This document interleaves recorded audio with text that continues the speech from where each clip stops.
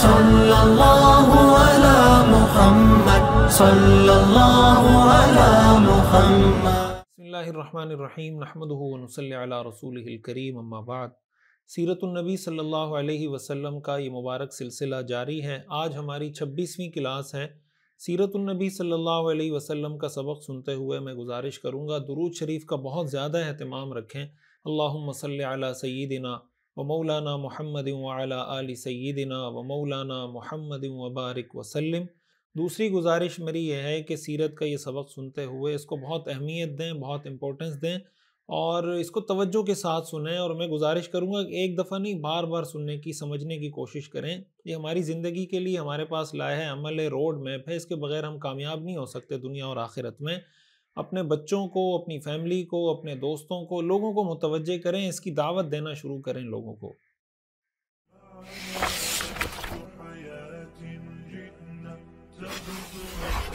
آج جو ہمارا موضوع ہے، پچھلے 2 اسباق میں ہم نے یہ بات سیکھی اور پڑھی کہ حضور علیہ الصلاۃ والسلام کے دشمن کون لوگ تھے، اور انہوں نے حضور علیہ الصلاۃ والسلام کے ساتھ دشمنی کے لیے کیا کیا طریقے اختیار کیے، کس کس طریقے سے آپ کو ستایا، تکلیف دی، کس طرح آپ کا مذاق اڑایا۔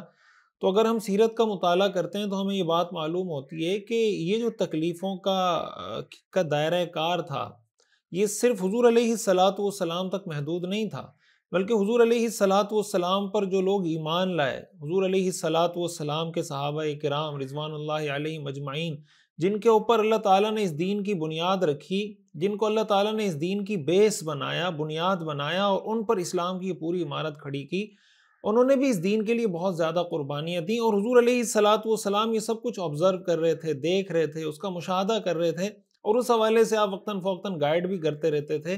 تو آج ہم ان صحابہ کرام میں سے کچھ صحابہ کرام کا تذکرہ پڑھیں گے جن کو بہت زیادہ ستایا گیا، تکلیفیں دی گئی، لیکن وہ صحابہ کرام ڈٹے رہے، جمے رہے، استقامت انہوں نے دکھائی، اپنی جان نچھاور کر دی، اپنا آپ قربان کر دیا، جو کچھ ان سے بن پڑا انہوں نے قربان کیا، لیکن اللہ کے رسول صلی اللہ علیہ وسلم کے ساتھ کسی قسم کی بے وفائی اور غداری نہیں کی، اور پھر اللہ تعالیٰ نے بھی اپنا وہ وعدہ سچ کر کے دکھایا۔ قرآن کریم میں اللہ تعالیٰ نے ارشاد فرمایا ہے نا، وَنُرِيدُ أَن نَّمُنَّ عَلَى الَّذِينَ اسْتُضْعِفُوا فِي الْأَرْضِ وَنَجْعَلَهُمْ أَئِمَّةً وَنَجْعَلَهُمُ الْوَارِثِينَ، اور ہم یہ چاہتے تھے کہ جن لوگوں کو زمین میں دبا کر رکھا گیا ہے، ان کو کمزور سمجھا گیا ہے، ہم ان پر احسان کریں، وَنَجْعَلَهُمْ أَئِمَّةً، اور ان کو دنیا کا امام بنائیں، پیشوا بنائیں، وَنَجْعَلَهُمُ الْوَارِثِينَ، اور انہی کو ملک اور مال کا وارث اور مالک بنائیں۔ ایک وقت پھر آیا کہ قیصر و کسریٰ کے تاج ان صحابہ کرام کے قدموں میں پڑے تھے، اس لیے کہ ان صحابہ کرام نے اللہ کے رسول صلی اللہ علیہ وسلم کے ساتھ وفاداری کی وہ اعلیٰ مثالیں قائم کی ہیں جس کی مثال دنیا میں کوئی اور دے نہیں سکتا۔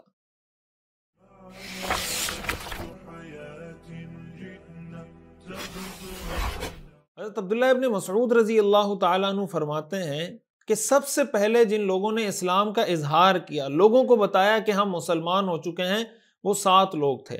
ان میں سے سب سے پہلی شخصیت تو ظاہر اللہ کے رسول صلی اللہ علیہ وسلم تھے، اور صحابہ کرام میں حضرت ابوبکر صدیق، حضرت عمار بن یاسر، حضرت سمیہ، حضرت صہیب، حضرت بلال اور حضرت مقداد رضی اللہ تعالی عنہم اجمعین، یہ وہ لوگ تھے جنہوں نے سب سے پہلے لوگوں کو کھل کر بتایا کہ ہم مسلمان ہو چکے ہیں، اور اسی اظہار اور اسی اعلان کی پاداش میں ان کو سزائیں بھگتنی پڑی، ان کو ٹارچر کیا گیا، ان کو تشدد کا نشانہ بنایا گیا، لیکن یہ ایک قدم بھی اپنے موقف سے، دین کے موقف سے بالکل پیچھے نہیں ہٹے۔ اسلام کے لیے، اسلام میں سب سے پہلے شہید مرد اور عورت، اس کا تذکرہ بھی یہاں پہ ہمارے لیے سمجھنا ضروری ہے۔ حضرت خدیجہ رضی اللہ تعالی عنہ کے پہلے شوہر ہیں ہند بن ابی حالہ، ان سے حضرت خدیجہ کی جو اولاد تھی ان میں سے حضرت خدیجہ کے ایک بیٹے ہیں حارث بن ابی حالہ۔ سیرت نگاروں نے اور محدثین نے یہ بات لکھی ہے کہ یہ وہ پہلے شخص ہیں جنہوں نے اللہ کے راستے میں شہادت کا شرف حاصل ہوا ہے، یعنی اسلام کے پہلے شہید ہونے کا اعزاز حضرت حارث بن ابی حالہ رضی اللہ تعالی عنہ کو حاصل ہے، جو حضرت خدیجہ رضی اللہ تعالی عنہ کے بیٹے ہیں۔ گویا حضور علیہ الصلاۃ والسلام پر ایمان لانے میں بھی حضرت خدیجہ سب سے آگے، اور حضور علیہ الصلاۃ والسلام پر جان نچھاور کرنے میں بھی حضرت خدیجہ کی اولاد سب سے آگے. یہ حضرت خدیجہ رضی اللہ تعالی عنہ کی حضور کے ساتھ محبت اور پھر حضرت خدیجہ کی اولاد کی حضور علیہ الصلاۃ والسلام کے ساتھ محبت کی دلیل ہے. اور اس کا واقعہ سیرت نگاروں نے یہ لکھا ہے کہ مسجد حرام میں حضور علیہ الصلاۃ والسلام اسلام کے بالکل ابتدائی ایام تھے جب آپ کو اللہ تعالیٰ نے حکم دیا کہ آپ کھل کر تبلیغ کیجئے، لوگوں کو دین کی طرف بلائیے. آپ ایک دن مسجد حرام میں کھڑے تھے، لوگوں کو دین کی دعوت دے رہے تھے کہ لا الہ الا اللہ پڑھو کامیاب ہو جاؤ گے. تو یہ سن کر کچھ لوگوں نے آپ پہ حملہ کر دیا. حضرت حارث بن ابی حالہ رضی اللہ تعالیٰ عنہ وہاں موجود تھے. یہ بچانے کے لیے حضور علیہ الصلاۃ والسلام کو بچانے کے لیے آگے بڑھے تو مشرکین نے انہی کو گھیر لیا، انہی کو پکڑ لیا اور رکن یمانی کے قریب، جو بیت اللہ کا ایک کونا ہے رکن یمانی، اس کے قریب حضرت حارث بن ابی حالہ رضی اللہ تعالیٰ عنہ کو شہید کر دیا گیا. روایات میں آتا ہے کہ اس وقت مسلمانوں کی تعداد 40 کے لگ بھگ تھی جس وقت حضرت حارث بن ابی حالہ رضی اللہ تعالیٰ عنہ کو شہید کیا گیا. تو گویا یہ اسلام کے لیے دیا جانے والا پہلا خون، سب سے پہلے جو جان قربان کی گئی اسلام کے نام پر، وہ حضرت حارث بن ابی حالہ رضی اللہ تعالیٰ عنہ کی تھی. اس سے ہمیں یہ معلوم ہوتا ہے کہ دین کا کام جب آپ کرتے ہیں تو آپ کی جان بھی جا سکتی ہے. صحابہ کرام نے جانیں قربان کی، ہم سیرت میں بار بار آگے جا کے پڑھیں گے، لیکن وہ اپنے کام سے پیچھے نہیں ہٹے. ایک شہید ہوئے، دوسرے کھڑے ہو گئے، دوسرے شہید ہوئے، تیسرے کھڑے ہو گئے. دین کے راستے میں شہادتوں کا تسلسل یہ حضور علیہ الصلاۃ والسلام کے زمانے سے چلا آ رہا ہے اور یہ قیامت تک چلتا رہے گا. مزید صحابہ کرام کی اگر ہم بات کریں تو ان میں سر فہرست وہ صحابی جن کو بہت زیادہ تکلیفیں دی گئی، جن کو بہت زیادہ ستایا گیا، وہ حضرت بلال ابن رباح رضی اللہ تعالی عنہ ہیں، جو اللہ کے رسول صلی اللہ علیہ وسلم کے مؤذن ہیں.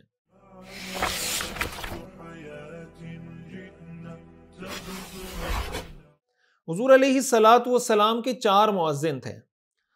2 مدینہ منورہ میں تھے، ان میں سے ایک حضرت بلال ابن رباح رضی اللہ تعالی عنہ، ایک حضرت عمرو بن ام مکتوم رضی اللہ تعالی عنہ. انہی کو حضرت عبداللہ ابن ام مکتوم رضی اللہ تعالی عنہ بھی کہا جاتا ہے. ان کا نام بعض حضرات نے لکھا ہے کہ عمرو بن ام مکتوم ہے، بعض نے عبداللہ لکھا ہے.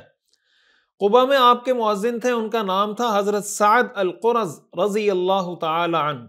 اور مکہ میں آپ کے مؤذن تھے حضرت ابو محذورہ رضی اللہ تعالی عنہ. حضرت ابو محذورہ کا نام تھا اوس بن مغیرہ الجمحی، یہ ان کا نام تھا، اور ان کی کنیت تھی حضرت ابو محذورہ. یہ 4 مؤذن ہیں حضور علیہ الصلاۃ والسلام کے.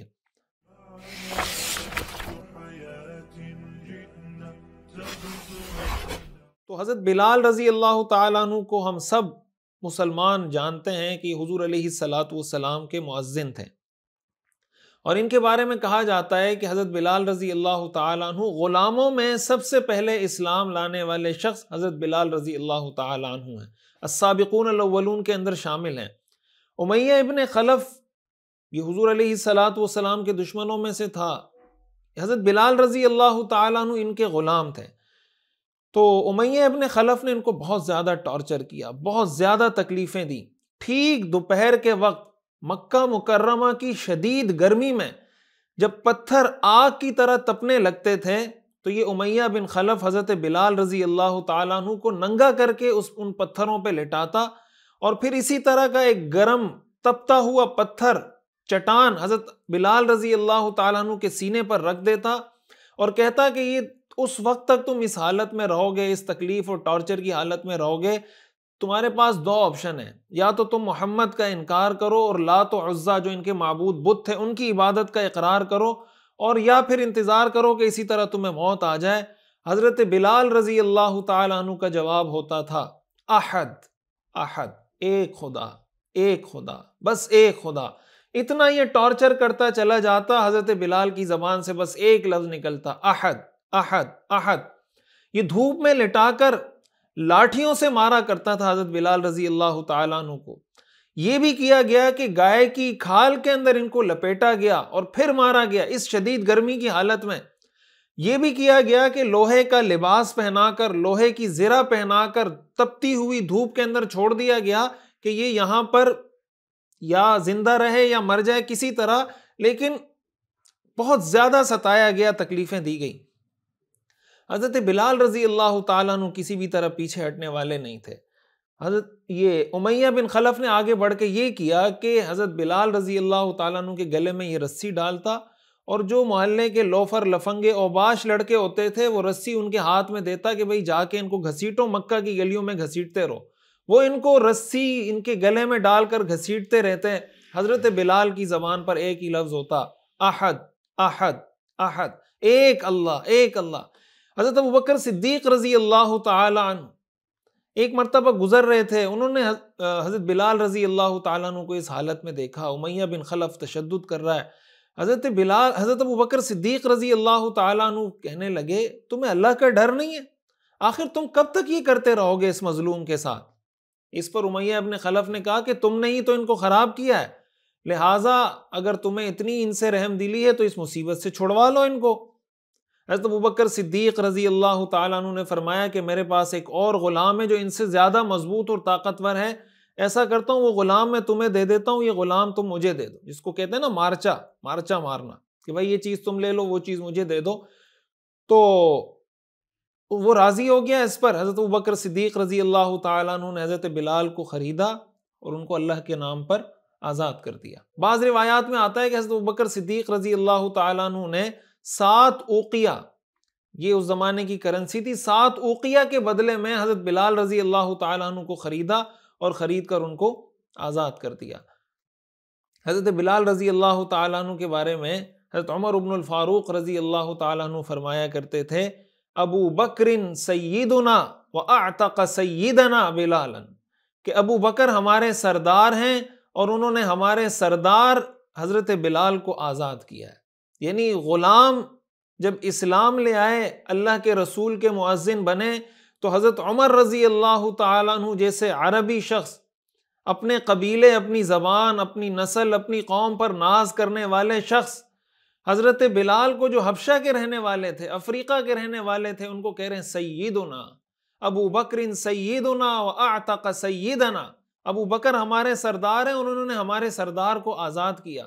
حضرت بلال رضی اللہ تعالیٰ عنہ کے بارے میں فرمایا کرتے تھے، وہ شاعر نے کسی نے کہا ہے نا، کچھ اشعار ہیں جو مجھے اس موقع پر یاد آ رہے ہیں کہ کس نے ذروں کو اٹھایا اور صحرا کر دیا، کس نے قطروں کو ملایا اور دریا کر دیا، زندہ ہو جاتے ہیں جو مرتے ہیں ان کے نام پر، زندہ ہو جاتے ہیں جو مرتے ہیں ان کے نام پر، اللہ اللہ موت کو کس نے مسیحا کر دیا،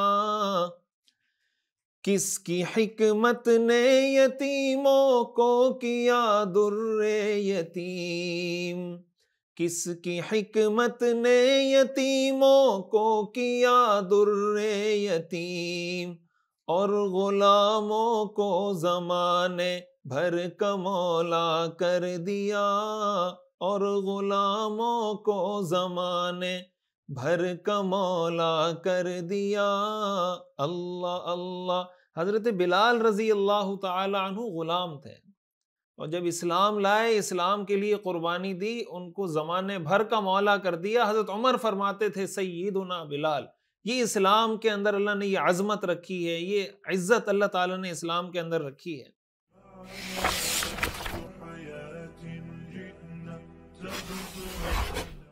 حضرت ابوبکر صدیق رضی اللہ تعالیٰ عنہ کے بارے میں آتا ہے کہ انہوں نے بہت سارے غلاموں کو آزاد کیا. حضرت ابوبکر صدیق رضی اللہ تعالیٰ عنہ نے جن غلاموں کو یا جن باندیوں کو آزاد کیا، بعض روایات میں اس کی تعداد 6 ہے، بعض میں 7 ہے، بعض میں اس سے بھی زیادہ ہے. ان میں حضرت بلال رضی اللہ تعالیٰ عنہ کی والدہ حضرت حمامہ رضی اللہ تعالیٰ عنہ بھی شامل ہیں. اسی طرح حضرت عامر بن فہیرہ رضی اللہ تعالیٰ عنہ، یہ بدری صحابی ہیں، بیر معونہ کے موقع پہ شہید ہوئے تھے. ان کو بھی حضرت ابوبکر صدیق رضی اللہ تعالیٰ عنہ نے اسی طرح ان کو ٹارچر کیا جاتا تھا، اور اتنا ان کو ٹارچر کیا جاتا تھا کہ ان کو یہ سمجھ نہیں آ رہا ہوتا تھا کہ میری زبان سے کیا الفاظ نکل رہے ہیں. ان کو بھی خرید کر آزاد کیا. اسی طرح حضرت ابو فکیہہ، حضرت ام عنیس رضی اللہ تعالی عنہم، اسی طرح نہدیہ حضرت نہدیہ رضی اللہ تعالی عنہا اور ان کی بیٹی، ان کو بنو عبد الدار سے خرید کر آزاد کیا۔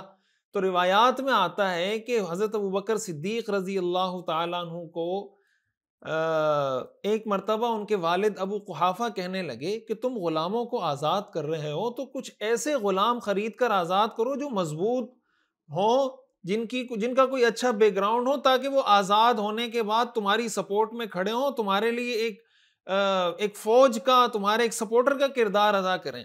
تم جن لوگوں کو آزاد کر رہے ہو یہ تو بہت غریب لوگ ہیں، یہ آزاد ہونے کے بعد بھی آپ کے تو کسی کام نہیں آ سکتے۔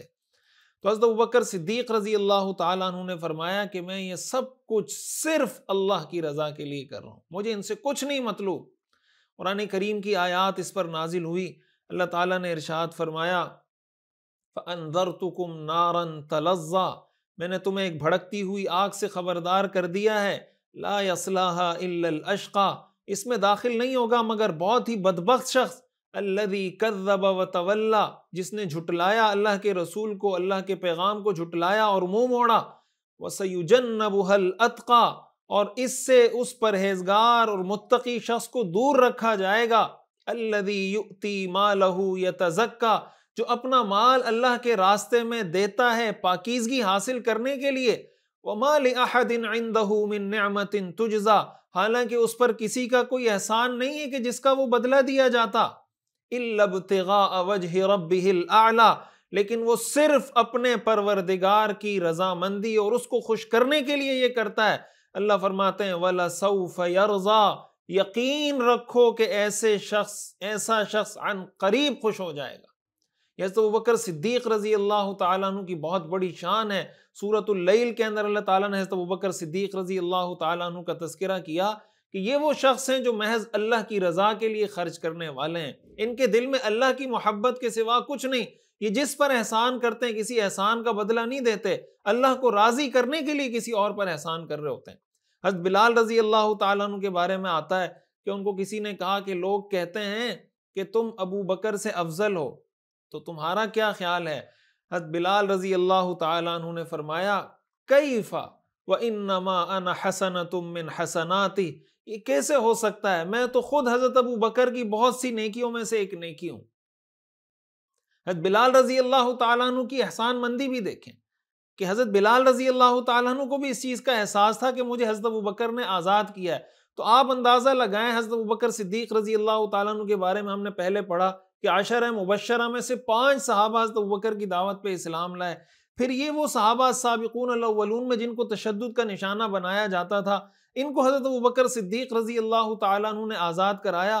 تو حضرت ابوبکر صدیق رضی اللہ تعالیٰ عنہ کی نیکیوں کا پلڑا کتنا بھاری ہوگا کہ حضرت بلال رضی اللہ تعالیٰ عنہ کی تمام نیکیاں بھی حضرت ابوبکر صدیق رضی اللہ تعالیٰ عنہ کے کھاتے میں۔ جو لوگ حضرت ابوبکر صدیق رضی اللہ تعالیٰ عنہ کی وجہ سے دین کی طرف آئے، ان سب کی نیکیاں حضرت ابوبکر صدیق رضی اللہ تعالیٰ عنہ کے کھاتے میں۔ یہ وہ محبت تھی جو اللہ تعالیٰ نے اپنے حبیب صلی اللہ علیہ وسلم کے صحابہ کے دلوں میں دین اور اللہ کے رسول کی ڈال دی تھی۔ اللہ تعالیٰ ہمیں بھی یہ محبت نصیب فرمائے۔ اس سے ہمیں یہ معلوم ہوتا ہے کہ انسان کو کسی پر احسان کرنا چاہیے تو کسی دنیاوی غرض کے لیے نہیں، اللہ کی رضا کے لیے کریں، اور جس پر احسان کیا جا رہا ہے اس کو اس کے احسان کا احساس ہونا چاہیے کہ بھائی مجھ پر اس نے احسان کیا ہے۔ احسان کرنے والے کی ذمہ داری ہے کہ وہ کہے لا نرید منکم جزاء ولا شکورا، نہ ہمیں بدلہ چاہیے نہ ہمیں شکریہ چاہیے، انما نطعمکم لوجہ اللہ، ہم صرف اللہ کی رضا کے لیے کھلاتے ہیں۔ اور جس پر احسان کیا جا رہا ہے اس کے لیے قرآن کا فارمولہ ہے حل جزاء الاحسان الا الاحسان، احسان کا بدلہ احسان ہے۔ اگر آپ کے ساتھ کوئی احسان کرتا ہے تو آپ اس کے احسان کو فراموش نہ کریں۔ حدیث شریف میں رسول اللہ صلی اللہ علیہ وسلم نے ارشاد فرمایا من صنع الیکم معروفا فکافئوہ، جو تمہارے ساتھ احسان کرے اس کو بدلہ دو، فإن لم تجدوا ما تکافئوا بہ فادعوا لہ، اور اگر بدلہ نہیں دے سکتے تو اس کو دعا دو، حتی ظننتم انکم قد کافأتم، اور اتنی دعا دو کہ تمہیں یقین ہو جائے کہ بھائی میں نے اس کا بدلہ دعا کے ذریعے چکا دیا۔ اسی طرح رسول اللہ صلی اللہ علیہ وسلم نے فرمایا من صنع الیہ معروف، کہ کسی کے ساتھ کوئی احسان کیا گیا، اس نے احسان کرنے والے کو کہا جزاک اللہ خیرا قد ابلغ فی الثناء، کہ اگر آپ کے ساتھ کوئی احسان کرے اور آپ آگے سے جواب میں یہ کہہ دیں جزاک اللہ خیرا، اللہ آپ کو بہت بہتر بدلہ عطا کرے. آپ نے فرمایا کہ اس نے اس کی بہت اچھی تعریف کی. احسان کرنے والے کی ذمہ داری ہے کہ احسان نہ جتلائے. جس پر احسان کیا جا رہا ہے اس کی ذمہ داری ہے کہ احسان کرنے والے کا شکریہ بھی ادا کرے، بدلہ دینے کی کوشش بھی کرے، اور اس کو اس بات کا احساس بھی دلائے کہ میں آپ کا احسان مند ہوں.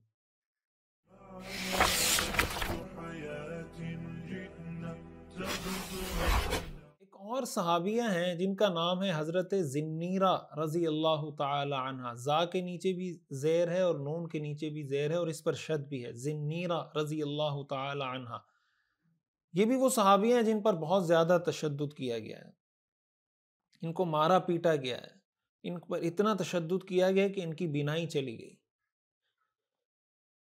جب بینائی چلی گئی تو یہ سارے جو ان کو تشدد کرنے والے تھے کہنے لگے کہ اس کو لات اور عزا کی مار پڑی ہے. دیکھیں یہ لات اور عزا کی عبادت نہیں کرتی نا، اس کی وجہ سے اس کے ساتھ یہ ہوا ہے.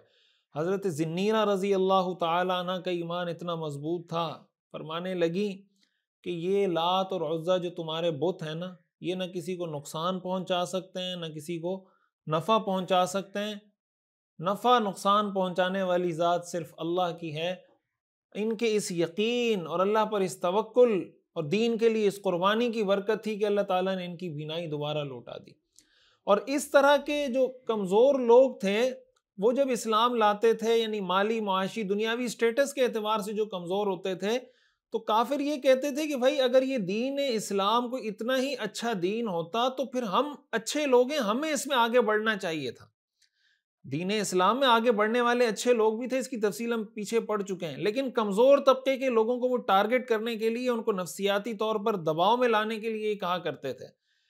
قرآن کریم میں اللہ تعالیٰ نے اس کا ذکر کیا ہے، وَقَالَ الَّذِينَ كَفَرُوا لِلَّذِينَ آمَنُوا، اور کافر ایمان والوں کے بارے میں کہتے ہیں لَوْ كَانَ خَيْرًا مَا سَبَقُونَا إِلَيْهِ، اگر یہ کوئی اچھی بات ہوتی تو ہم سے آگے تھوڑی بڑھتے، اس کام میں ہم آگے ہوتے، ہم لیڈ کر رہے ہوتے. وَإِذْ لَمْ يَهْتَدُوا بِهِ فَسَيَقُولُونَ هَذَا إِفْكٌ قَدِيمٌ، اور جب ان کافروں نے اس سے خود ہدایت حاصل نہیں کی تو وہ یہی کہیں گے کہ یہ وہی پرانے زمانے کا جھوٹ ہے. تو صحابہ کرام رضوان اللہ علیہم اجمعین کے بارے میں کافروں کا طرز عمل کیا تھا؟ وہ کہتے تھے لَوْ كَانَ خَيْرًا مَا سَبَقُونَا إِلَيْهِ، اگر یہ خیر کا کام ہوتا تو اس میں یہ آگے نہ بڑھتے. مسلمان کا فارمولہ یہ ہے کہ اگر یہ خیر کا کام ہوتا تو صحابہ اس میں آگے بڑھ چکے ہوتے. یہ بہت پوائنٹ کی بات ہے، یہ نوٹ کریں. جس کام میں صحابہ آگے بڑھ گئے، جو کام صحابہ نے کیا، جو کام صحابہ سے ثابت ہے، اس کا مطلب یہ خیر کا کام ہے، وہ آگے بڑھ گئے، وہ ہمارے سردار ہیں، وہ ہمارے مولا ہیں، وہ ہمارے بڑے ہیں، وہ ہمارے معیار ایمان ہیں. اگر وہ اس کام میں آگے بڑھ چکے ہیں، انہوں نے وہ کام کیا ہے، ان سے وہ عمل ثابت ہے، ہمارے لیے وہ رول ماڈل ہیں. لیکن اگر وہ کام انہوں نے نہیں کیا تو ہم صحابہ سے آگے نہیں بڑھ سکتے. تو کافر تو یہ کہتے تھے کہ اگر یہ خیر کا کام ہوتا تو یہ آگے نہ ہوتے، ہم آگے ہوتے. ہم یہ کہتے ہیں کہ اگر یہ خیر کا کام ہوتا، کسی بھی کام کے بارے میں جب آپ فیصلہ کرنے جاتے ہیں کہ یہ سنت ہے یا بدعت ہے، تو ہم یہ کہتے ہیں کہ اگر یہ خیر کا کام ہوتا تو صحابہ آگے بڑھ جاتے. یہ بہت اہم بات ہے، اور اگر یہ چیز ہم سمجھ لیں تو ہمارے سامنے بہت ساری چیزیں خود بخود واضح ہوتی چلی جائیں گی. اور اس میں ہمارے لیے ایک اور اہم درس یہ بھی ہے کہ بعض اوقات یہ ہوتا ہے نا کہ جب ہم کسی کو دیکھتے ہیں یہ آدمی غریب ہے تو ہم اس کو ڈی ویلیو کرتے ہیں، یا ہم اس کو جناب سمجھتے ہیں کہ یہ کوئی کمتر آدمی ہے. یا بعض اوقات وہ شخص خود احساس کمتری کا شکار ہو جاتا ہے، انفیریورٹی کمپلیکس کا شکار ہو جاتا ہے کہ یار میں تو کوئی بہت لو کیٹیگری کا آدمی ہوں، وہ بڑا آدمی ہے، فلاں آدمی ہے. آپ کو اگر اللہ نے دین کی دولت دی ہے، ایمان کی دولت دی ہے، اس سے بڑی کوئی نعمت دنیا میں نہیں. آپ کو کسی قسم کے احساس کمتری کا شکار نہیں ہونا چاہیے. دنیا کا طریقہ ہے کہ ایسے لوگوں کو احساس کمتری میں مبتلا کرنے کی کوشش کرتے ہیں، جیسے کافر یہ کوشش کرتے رہے کہ اگر یہ اچھا ہوتا تو تم کیوں آگے بڑھتے. یہ احساس کمتری میں مبتلا کرنے کی کوشش ہے. کافروں کا طریقہ ہے کہ وہ آپ کو احساس کمتری میں مبتلا کرنے کی کوشش کریں گے. آپ کا اصول یہ ہونا چاہیے کہ اگر میرے پاس ایمان اور دین ہے، میں نے احساس کمتری میں مبتلا نہیں ہونا. میرے پاس جو نظام ہے، میرے پاس جو دین ہے، میرے پاس جو سسٹم ہے، اس سے بہتر سسٹم دنیا میں کوئی اور نہیں ہو سکتا.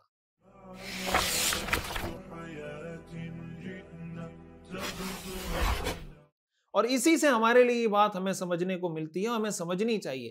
دیکھیں آج مسلمان ٹیکنالوجی میں، سائنس میں پیچھے ہیں، ٹھیک ہے، اور ظاہر پیچھے ہیں، اور یہ گراؤنڈ ریالٹی ہے، اور ان کو آگے بڑھنا چاہیے، اس پہ محنت کرنی چاہیے۔ لیکن اگر کسی مسلمان ملک کے پاس اسلام ہے، وہاں پر حیا ہے، وہاں پہ پردہ ہے، وہاں پر اسلام پر عمل کرنے کا ایک ماحول ہے، تو ان کو اس ملک کو as a whole, as a country, اس کو احساس کمتری کا شکار ہم بعض اوقات مادیت پرستی میں یا مٹیریلسٹک اپروچ میں اتنا آگے چلے جاتے ہیں کہ ہم اپنے ملک کو ڈی گریڈ، ڈی ویلیو کرتے کرتے صرف اس کے لیے جو سٹینڈرڈ بناتے ہیں وہ مٹیریل اپروچ کو بناتے ہیں، مٹیریلسٹک اپروچ کو، کہ ان کے پاس اتنے جہاز ہیں، اتنے زر مبادلہ کے ذخائر ہیں، ان کا اقتصاد یہ ہے، ان کی جی ڈی پی ہے، فلاں فلاں۔ ٹھیک ہے، یہ چیزیں بہت امپورٹنٹ ہیں، میں اس کا انکار نہیں کر رہا، لیکن یہ جو بہت امپورٹنٹ چیزیں ہمارے پاس ہیں، دین ہے، ایمان ہے، قرآن ہے، اسلام پر عمل کرنے کی آزادی ہے، کیا اس کی کوئی اہمیت نہیں ہے؟ اور کیا یہ چیزیں ان کے پاس ہیں؟ تو اگر یہ چیزیں ان کے پاس نہیں ہیں، تو اگر ایک چیز میں وہ ہم سے بہتر ہیں تو دوسری چیز میں ہم بھی تو بہتر ہیں نا ان سے، اور ہم جس چیز میں بہتر ہیں یہ اس دنیا کی چیزوں کے مقابلے میں بہت زیادہ بہتر ہے۔ تو مسلمان ملکوں میں رہنے والوں کو، خصوصاً ہمارے پاکستانی، جہاں دیکھیں ہم اپنے ملک کی شکایت کرتے رہتے ہیں، بھائی ٹھیک ہے جو ہمارے مسئلے مسائل ہیں اس کا انکار میں ہرگز نہیں کر رہا، گراؤنڈ ریالٹی کو کون ڈینائی کر سکتا ہے، لیکن دوسرا اس کا پہلو بھی تو دیکھیں، دوسرا ایسپیکٹ بھی تو دیکھیں۔ اگر صحابہ کرام رضوان اللہ علیہم اجمعین میں سے یہ صحابہ کرام جنہوں نے دین کے لیے قربانیاں دیں، اگر یہ قربانیاں نہ دیتے، کیا یہ دین کی بنیاد قائم ہوتی، یہ دین ہم تک پہنچتا؟ تو انہوں نے جو ان کو انفیریورٹی کے اندر یا ان کو احساس کمتری میں مبتلا کرنے کی کوشش کی، یہ احساس کمتری میں مبتلا نہیں ہوئے۔ اور جب ہمارے مسلم ملکوں میں رہنے والے لوگ اور مسلم ممالک، مسلم کنٹریز اس احساس کمتری سے باہر نکلیں گے، ان کی ترقی کی رفتار بہت زیادہ تیز ہو جائے گی، اس لیے کہ آپ کے پاس آئیڈیل رول ماڈل وہ صحابہ کرام ہوں گے، اللہ کے رسول ہوں گے، قرآنی تعلیمات ہوں گی۔ لیکن اگر اس احساس کمتری کا شکار رہیں گے تو ہم صرف مٹیریلسٹک پیراڈائم سے دنیا کو دیکھتے رہیں گے، تو ہم احساس کمتری سے کبھی نہیں نکل سکتے۔ یہ ایک بہت اہم درس اور میسیج جو سیرت کے ان واقعات سے ہمیں سیکھنے کو ملتا ہے، یہ سبق ہم خود بھی سیکھیں، اپنے معاشرے کے اندر بھی اس کو عام کریں۔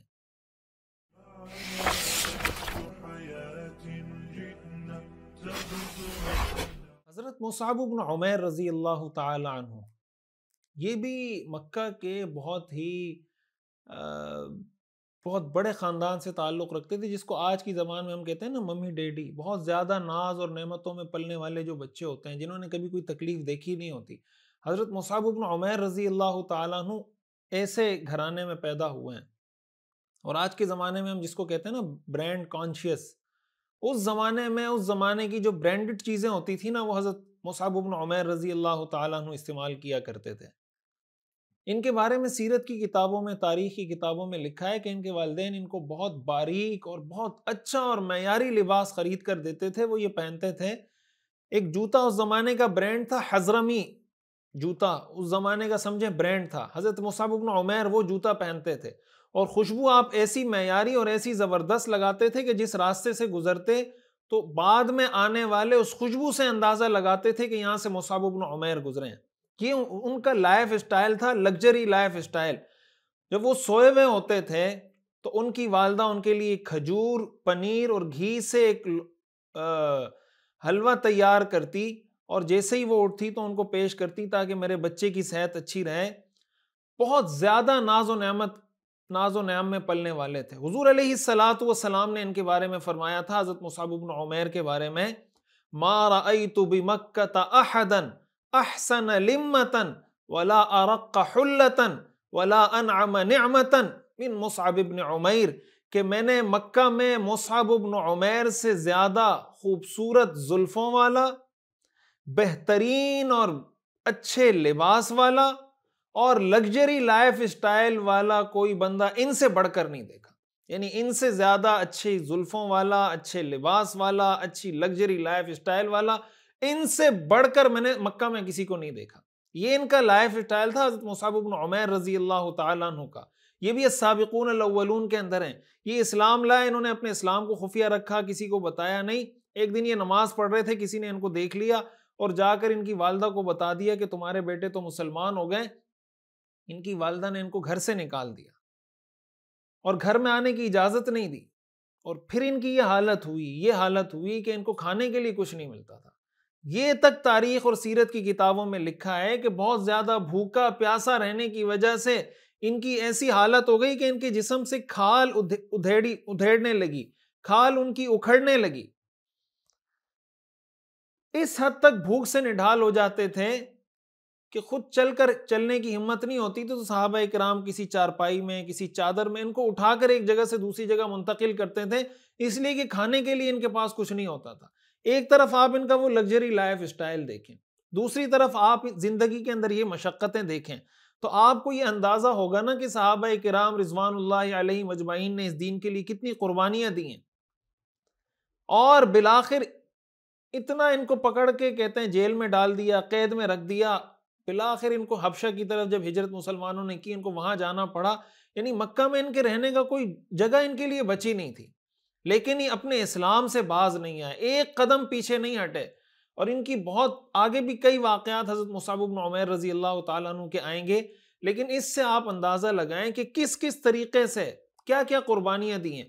آج اگر ہم دیکھیں، اگر ہمیں تھوڑا سا دین کی وجہ سے اپنے لائف اسٹائل پر تھوڑا سا کمپرومائز کرنا پڑے تو ہم کیوں نہیں کر پاتے؟ ہمارے سامنے حضرت مصعب بن عمیر کی مثال موجود ہے، تھوڑا سا اپنے لائف اسٹائل کو چینج کر دیں۔ اسلام آپ کو یہ تو نہیں کہتا کہ آپ کوئی برانڈڈ چیزیں استعمال نہ کریں، آپ اچھا لباس نہ پہنیں، آپ اچھی گاڑی استعمال نہ کریں، لیکن کہیں پر کوئی اگر ایسا فیکٹر آ رہا ہے جس سے آپ کی زندگی میں کوئی ناجائز ایلیمنٹ داخل ہو رہا ہے، صرف اس کو چھوڑنا ہمارے لیے اتنا مشکل ہو جاتا ہے۔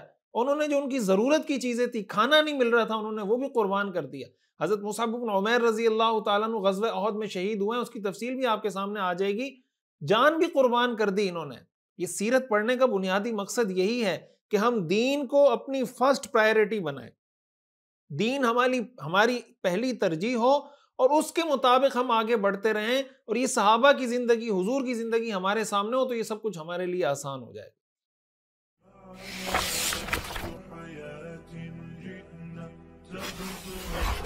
حضرت عمار بن یاسر رضی اللہ تعالی عنہ اور ان کی پوری فیملی، ان کی فیملی کے بارے میں کہا جاتا ہے کہ یہ وہ پہلی فیملی ہے جن کو اسلام کی وجہ سے پوری فیملی کو ستایا گیا، تکلیف دی گئی۔ بنو مخزوم، جس کا ہم بار بار تذکرہ پڑھتے رہے، ابو جہل جس قبیلے سے تعلق رکھتا تھا، ولید بن مغیرہ جس قبیلے سے تعلق رکھتا تھا، ان کے یہ غلام تھے۔ حضرت عمار رضی اللہ تعالی عنہ، ان کے والد ہیں حضرت یاسر رضی اللہ تعالی عنہ، ان کی والدہ ہیں حضرت سمیہ رضی اللہ تعالی عنہ، ان کے دوسرے بھائی ہیں حضرت عبداللہ ابن یاسر رضی اللہ تعالی عنہ۔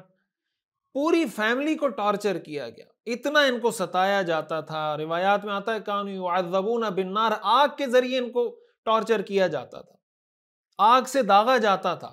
رسول اللہ صلی اللہ علیہ وسلم کا ایک بار ان کے پاس سے گزر ہوا تو آپ نے فرمایا صبراً آل یاسر فإن موعدکم الجنہ، کہ اے یاسر کی فیملی والو صبر کرو، تمہارا ٹھکانہ یقیناً جنت ہے۔ جنت کی پوری فیملی کو گویا اللہ کے رسول نے پوری فیملی کو بشارت دی کہ تمہاری پوری فیملی جنتی ہے۔ سبحان اللہ، کیا شان ہے۔ صبراً آل یاسر فإن موعدکم الجنہ۔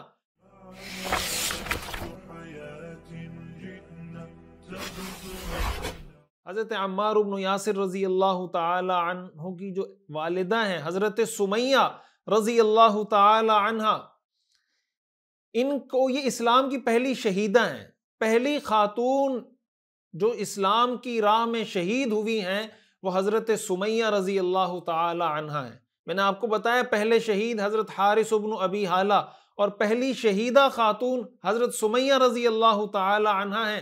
ابو جہل نے پیر رسی سے باندھ کر ان کے پیٹ میں نیزہ مارا، بہت ضعیف اور بزرگ خاتون تھی، اور السابقون الاولون کا جب ہم تذکرہ کرتے ہیں ان کے اندر یہ شامل تھی۔ بعض لوگوں نے لکھا ہے کہ ابتدائی 7 مسلمانوں میں ان کا شمار ہوتا ہے۔ ان کو بہت زیادہ دھمکیاں دی گئیں، بہت زیادہ ڈرایا گیا کہ ہم یہ کر دیں گے وہ کر دیں گے، لیکن یہ ماننے کے لیے تیار نہ ہوئی۔ حضرت عبداللہ ابن مسعود رضی اللہ تعالیٰ عنہ کی روایت ہے کہ ابو جہل نے ایک چھوٹا نیزہ حضرت سمیہ رضی اللہ تعالی عنہ کی شرمگاہ میں مارا، جو آر پار ہو گیا، جس کی وجہ سے وہ شہید ہوئی۔ اور غزوہ بدر میں جب ابو جہل مارا گیا، رسول اللہ صلی اللہ علیہ وسلم نے حضرت عمار بن یاسر رضی اللہ تعالیٰ عنہ کو بلا کر فرمایا قتل اللہ قاتل امک، تمہاری ماں کے قاتل کو اللہ نے انجام تک پہنچا دیا. قتل اللہ قاتل امک. حضرت عمار بن یاسر کو بتایا تھا کہ ان کے دل میں ٹھنڈ پڑ جائے کہ میری ماں کو جس نے شہید کیا، میری والدہ کو جس نے اتنی بے دردی سے شہید کیا، ہماری پوری فیملی کو جس نے ٹارچر کیا. اسی تشدد میں حضرت عمار کے والد حضرت یاسر رضی اللہ تعالیٰ عنہ وہ بھی شہید ہوئے. حضرت عمار کے دوسرے بھائی حضرت عبداللہ ابن یاسر وہ بھی اس ٹارچر، اس تشدد کے اندر شہید ہو گئے. حضرت عمار ابن یاسر رضی اللہ تعالیٰ عنہ کو جو ستانے کا سلسلہ تھا وہ ختم نہیں ہو رہا تھا. مسلسل صحرا کے اندر تپتی ہوئی ریت پر لٹا کر بڑی بڑی چٹانیں لا کر ان کے سینے پہ رکھ دیتے. ہر طرح سے ستانے کی کوشش کی. گرمی میں ابو جہل یہ کرتا کہ لوہے کی زرہ پہنا کر آپ کو صحرا میں چھوڑ دیتا.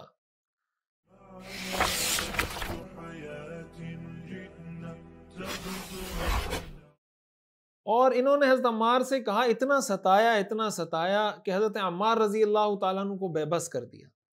ایک دن ابو جہل نے حضرت عمار سے کہا کہ بھائی تم اپنی زبان سے اگر کفریہ الفاظ نہیں نکالو گے اور حضور علیہ الصلوۃ والسلام کی بے ادبی اور گستاخی کے الفاظ اپنی زبان سے نہیں نکالو گے، بس آج ہم نے تمہیں مار دینا ہے. حضرت عمار رضی اللہ تعالیٰ عنہ نے اپنی جان بچانے کے لیے کچھ اس طرح کے کلمات کہہ دیے، کچھ کفریہ کلمات، حضور علیہ الصلوۃ والسلام کی بے ادبی کے کچھ کلمات زبان سے نکال دیے.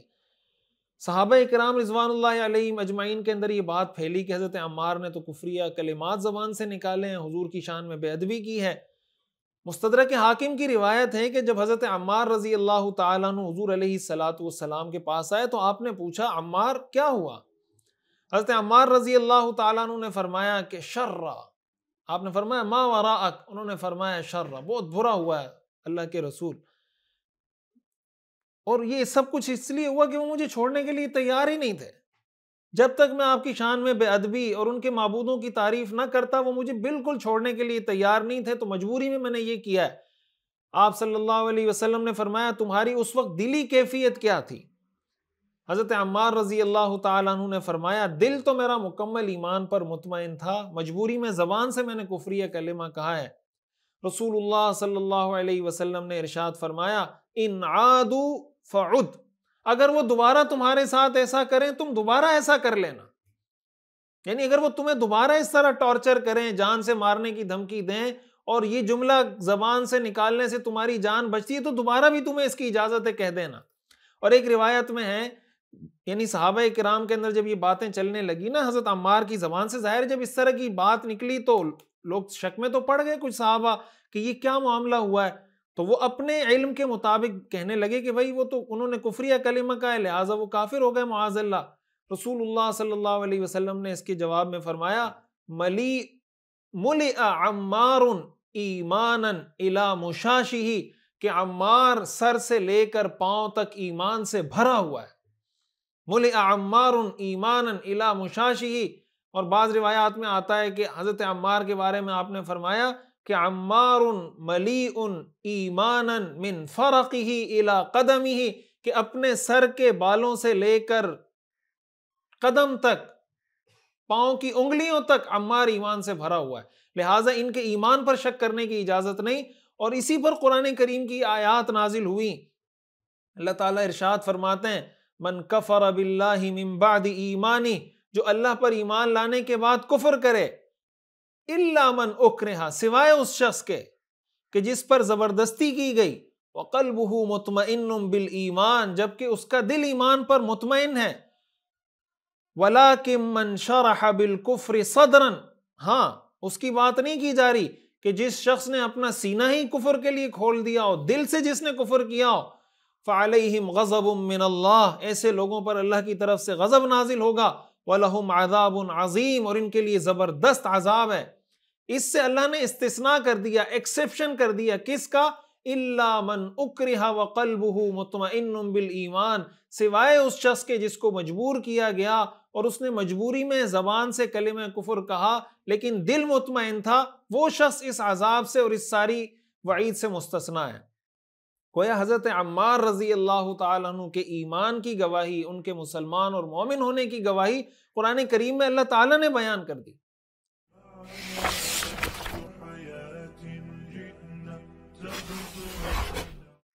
اس سے ایک مسئلہ تو ہمیں یہ معلوم ہوتا ہے کہ اگر گن پوائنٹ پر کوئی کسی سے کفریہ کلمہ کہلواتا ہے، یعنی کوئی کسی کو مجبور کرتا ہے کہ بھئی تم کفریہ کلمہ کہو، تم کافر ہو جاؤ، تم بت کے سامنے سجدہ کرو، اگر تم نہیں کرو گے میں تمہیں گولی مار دوں گا، میں تمہاری جان لے لوں گا، تمہیں جان سے مار دوں گا، تو یا تو جان سے مارنے کی دھمکی دے، یا انسان کے جو آرگنز ہیں، اعضاء ہیں، ان میں سے کسی عضو کو ختم کرنے کی، مثلا تمہارا ہاتھ کاٹ دوں گا، تمہارے پیر کاٹ دوں گا، کوئی اس طرح کی دھمکی دے کہ کوئی عضو کہے کہ میں تمہارا یہ عضو کاٹ دوں گا، یا کسی جان سے مارنے کی دھمکی دے، ایسی صورت میں قرآن کریم کی ان آیات کی وجہ سے اور حضرت عمار رضی اللہ تعالیٰ عنہ کے اس واقعے کی وجہ سے اور پھر حضرت عمار کے اس واقعے کی وجہ سے حضور نے اس کو ایک طرح سے انڈورس کیا، تو علماء نے لکھا ہے کہ ایسی حالت میں اگر جان جانے کا خطرہ ہو یا کسی عضو کے ضائع ہونے کا خطرہ ہو، ایسی حالت میں زبان سے اگر کوئی آدمی کفریہ کلمہ نکال دیتا ہے،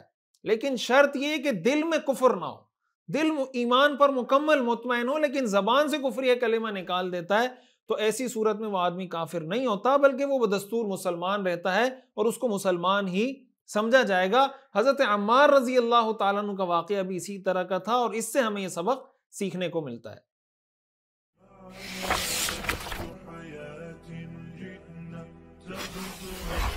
اس میں ہمارے لیے جو ایک اور اہم سبق ہے وہ یہ کہ ہمارے ہاں جو گستاخی کے فتوے اور کسی کی کسی بات پر جو رد عمل آتا ہے اور جس طریقے سے لوگوں کی جان کے پیچھے پڑ جاتے ہیں ہمارے لوگ، ایک وہ شخص جس کے بارے میں آپ کو پتا ہے کہ اس کا جو بیک گراؤنڈ ہے، یہ مثلاً عالم دین ہے یا دین کا کام کرنے والا ہے یا معاشرے کا ایک پازیٹیو کام کرنے والا شخص ہے، اس کی زبان سے اگر کوئی ایسا جملہ نکل جاتا ہے سلپ آف ٹنگ کی وجہ سے، سبقت لسانی کی وجہ سے، جو جملہ اس کو نہیں بولنا چاہیے تھا لیکن اس کی زبان سے نکل گیا، لیکن اس کی جو پوری ہسٹری ہے، اس کا جو پورا ٹریک ریکارڈ ہے، وہ آپ کو یہ بتا رہا ہے کہ بھائی یہ ایسا آدمی نہیں ہے۔ مثال کے طور پر یہ گستاخ رسول نہیں ہے، یہ قرآن کا گستاخ نہیں ہے، یہ اسلام کا گستاخ نہیں ہے، لیکن اس کی زبان سے کوئی ایسا جملہ نکل گیا اور پھر وہ آدمی اس کی وضاحت بھی دے دیتا ہے کہ بھئی یہ جملہ میری زبان سے غلطی سے نکلا ہے، یا اس وجہ سے یہ جملہ اس طریقے سے نکلا، میری یہ نیت نہیں تھی، میرا یہ ارادہ نہیں تھا۔ تو قرآن کریم کی اس آیت کی وجہ سے، حضرت عمار رضی اللہ تعالیٰ عنہ کے اس واقعے کی وجہ سے، اور پھر حضور کی ان کو انڈورس کرنے کی وجہ سے، اسلام اور سیرت ہمیں کیا سکھاتا ہے؟ کیا آپ پھر بھی اس شخص کے پیچھے پڑے رہیں، اس کو مارنے پر تلے رہیں، اس کو دھمکیاں دیتے رہیں، اس کو گالیاں دیتے رہیں، اس کو گستاخ ڈکلیئر کرتے رہیں، یا قرآن آپ کو یہ کہتا ہے کہ پھر اطمینان سے بیٹھ جائیں؟ اب یہ جو کام ہو رہا ہے، کسی کو اگر کسی کی زبان اس طرح پھسلی اور آپ اس کے پیچھے پڑ گئے، وہ وضاحت بھی دے چکا ہے، وہ توبہ بھی کر چکا ہے، وہ بات بھی کر چکا ہے، اس کے باوجود آپ اس کو معاف کرنے کے لیے تیار نہیں ہیں، تو آپ مجھے بتائیں کہ آپ سیرت کے مطابق عمل کر رہے ہیں؟ آپ عاشق رسول ہیں؟ رسول اللہ صلی اللہ علیہ وسلم کا طرز عمل یہ تھا؟ قرآن کریم کی آیت سے ہمیں یہ تعلیمات ملتی ہیں؟ اگر حضور کے طرز عمل سے یہ تعلیم نہیں ملتی، صحابہ کے طرز عمل سے یہ تعلیم نہیں ملتی، قرآن کی آیات سے یہ رہنمائی نہیں ملتی، اور آپ یہ سب مذہب کے نام پہ کر رہے ہیں، تو آپ مجھے بتائیں کہ یہ مذہبی کام ہے یا مذہب کے نام پہ مذہب کو بدنام کرنے کا کام ہے؟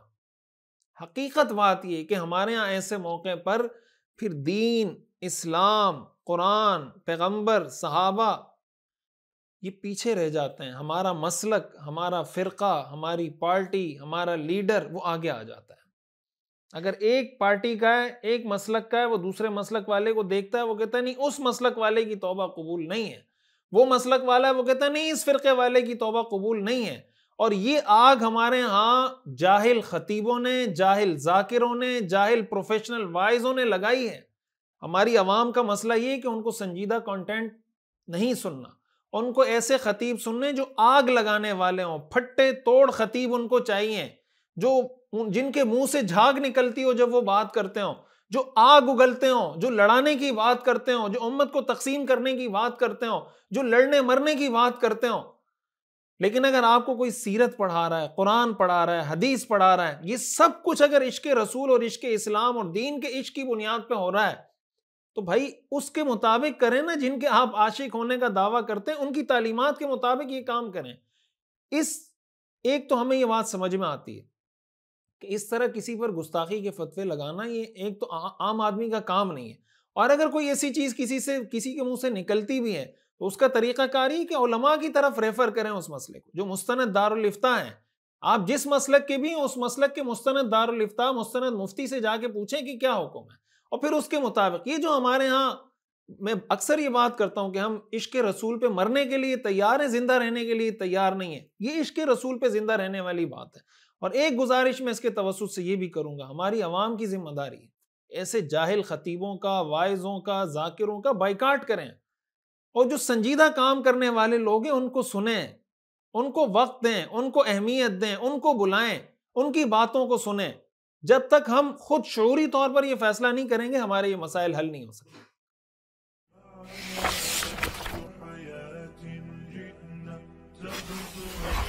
حضرت خباب بن الارت رضی اللہ تعالی عنہ، یہ بھی معروف صحابی ہیں، السابقون الاولون میں شامل ہیں. جاہلیت کے زمانے میں ان کو کسی نے غلام بنا لیا، اور انمار ایک خاتون تھی، انہوں نے ان کو خریدا. اور حضرت خباب، ان کے بارے میں ہم پہلے بھی پڑھ چکے ہیں کہ یہ لوہار تھے. عاص بن وائل کے ساتھ ان کا جو واقعہ آیا ہے وہ کچھ اسباق پہلے ہم ذکر کر چکے ہیں کہ جب ان کی کچھ پیمنٹ پھنسی ہوئی تھی، عاص بن وائل کے پاس گئے تو اس نے کہا کہ جب میں مروں گا پھر زندہ ہوں گا پھر تمہیں دوں گا. وہ واقعہ ہم پہلے تفصیل سے پڑھ چکے ہیں، وہ بھی انہی کا واقعہ ہے. تو یہ جو انمار تھی، جو ان کی مالکن تھی، یہ حضرت خباب رضی اللہ تعالیٰ عنہ پر بے تحاشا تشدد کرتی تھی. یہ لوہا آگ میں فل گرم کر کے تپا کر لاتی اور حضرت خباب رضی اللہ تعالیٰ عنہ کی کمر پر رکھ دیتی. لیکن حضرت خباب رضی اللہ تعالیٰ عنہ ایک لمحے کے لیے بھی پیچھے نہیں ہٹے اور بڑھ چڑھ کر اللہ کی توحید کی گواہی دینے لگے. حضرت خباب رضی اللہ تعالیٰ عنہ خود اپنا واقعہ بیان کرتے ہیں صحیح حدیث کے اندر. وہ کہتے ہیں کہ ایک مرتبہ میں رسول اللہ صلی اللہ علیہ وسلم کی خدمت میں حاضر ہوا. آپ کعبے کے سائے میں چادر پہ ٹیک لگا کے لیٹے ہوئے تھے. اور حضرت خباب فرماتے ہیں کہ اس زمانے میں ہمیں بہت زیادہ ستایا جاتا تھا، ہمارا جینا انہوں نے دو بھر کر دیا تھا، ہمیں جینے کی اجازت نہیں تھی، سانس لینے کی اجازت نہیں تھی. تو یہ فرماتے ہیں میں نے حضور سے کہا کہ یا رسول اللہ آپ ہمارے لیے دعا کیوں نہیں کرتے؟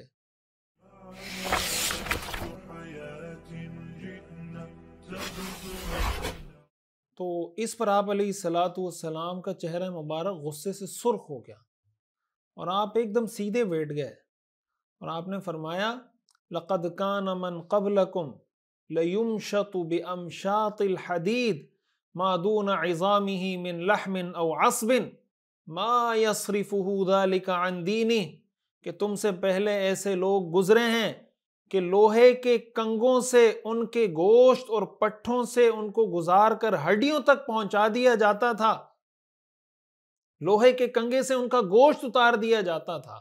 ما یصرفہ ذالک عن دینی، لیکن یہ تشدد بھی ان کو اپنے دین سے دور نہیں کر سکتا تھا. اور آپ نے فرمایا وَيُوضَعُ الْمِنْشَارُ عَلَى مَفْرَقِ رَأْسِ، ایک آدمی کے سر کے مانگ نکالنے کی جگہ پر آری رکھی جاتی، فَيُشَقُّ بِإِثْنَيْن، اور اس کو دو ٹکڑے کر دیا جاتا. ما یصرفہ ذالک عن دینی، یہ چیز بھی اس کو اپنے دین سے نہیں پھیرتی.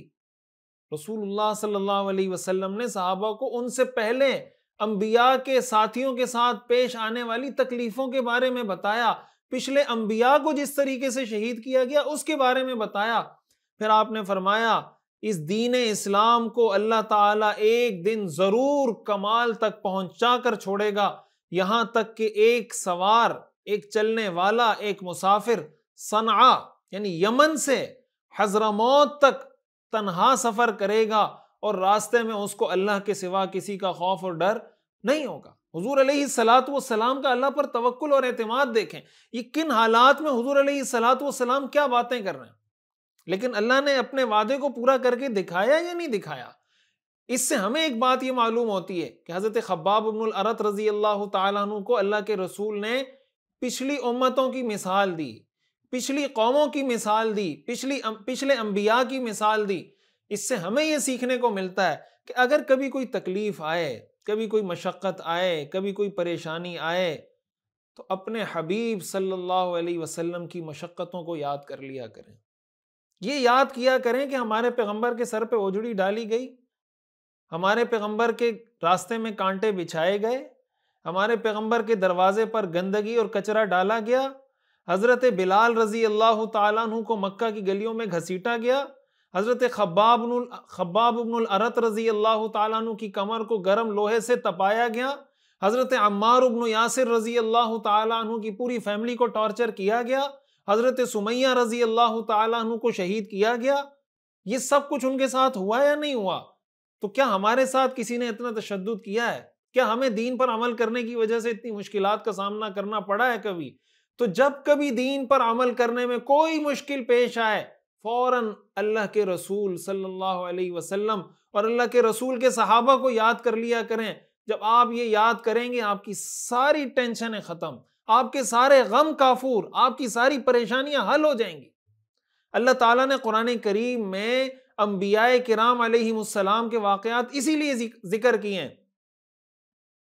قرآن کریم میں اللہ تعالیٰ نے رسول اللہ صلی اللہ علیہ وسلم کو ارشاد فرمایا وَكُلًّا نَقُصُّ عَلَيْكَ مِنْ أَنْبَاءِ الرُّسُلِ مَا نُثَبِّتُ بِهِ فُؤَادَكَ۔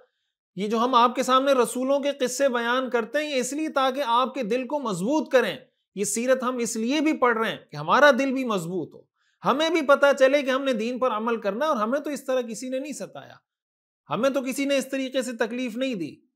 اگر کہیں پہ کوئی مشکل دین پر عمل کرنے کی وجہ سے کوئی ریزسٹنس ہو رہی ہے، کہیں پہ کوئی مزاحمت ہو رہی ہے، کہیں پہ کوئی آپ کے مخالف ہو رہا ہے، کہیں پہ آپ کو کسی قسم کی مخالفت کا سامنا کرنا پڑ رہا ہے، فوراً اللہ کے رسول کو یاد کریں، فوراً رسول کے صحابہ کو یاد کریں، ساری ٹینشنیں آپ کی خود بخود ختم ہو جائیں گی۔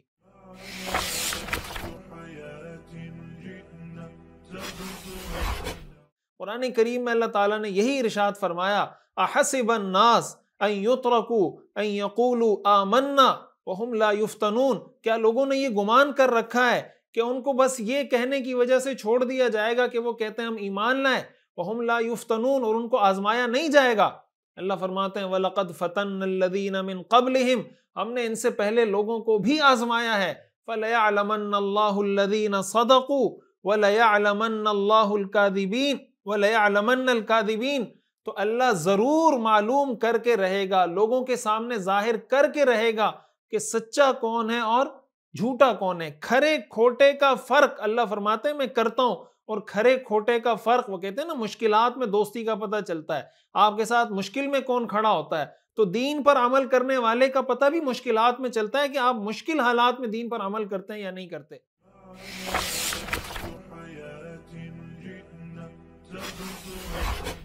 علماء نے لکھا ہے یہ جو سورہ عنکبوت ہے نا قرآن کریم کے اندر، آپ کوئی بھی پازیٹیو کام اگر کرنا چاہتے ہیں، آپ دین کا کام کر رہے ہیں، ایک پازیٹیو طریقے سے دنیا میں زندگی گزارنا چاہتے ہیں، اس سورت کا مطالعہ آپ ضرور کریں۔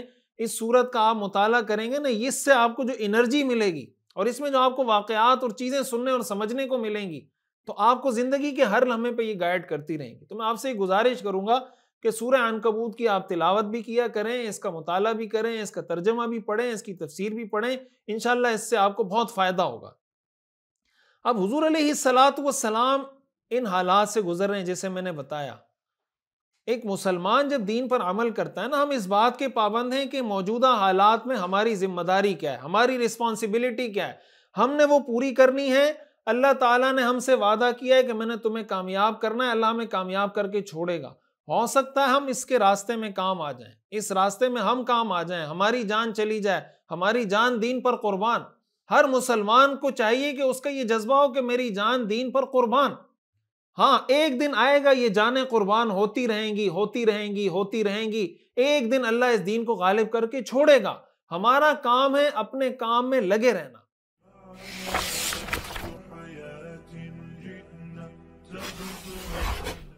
حضرت شیخ الاسلام مفتی محمد تقی عثمانی صاحب دامت برکاتہم کے اشعار ہیں نا کہ قدم ہے راہ الفت میں تو منزل کی ہوس کیسی، یہاں تو عین منزل ہے تھکن سے چور ہو جانا۔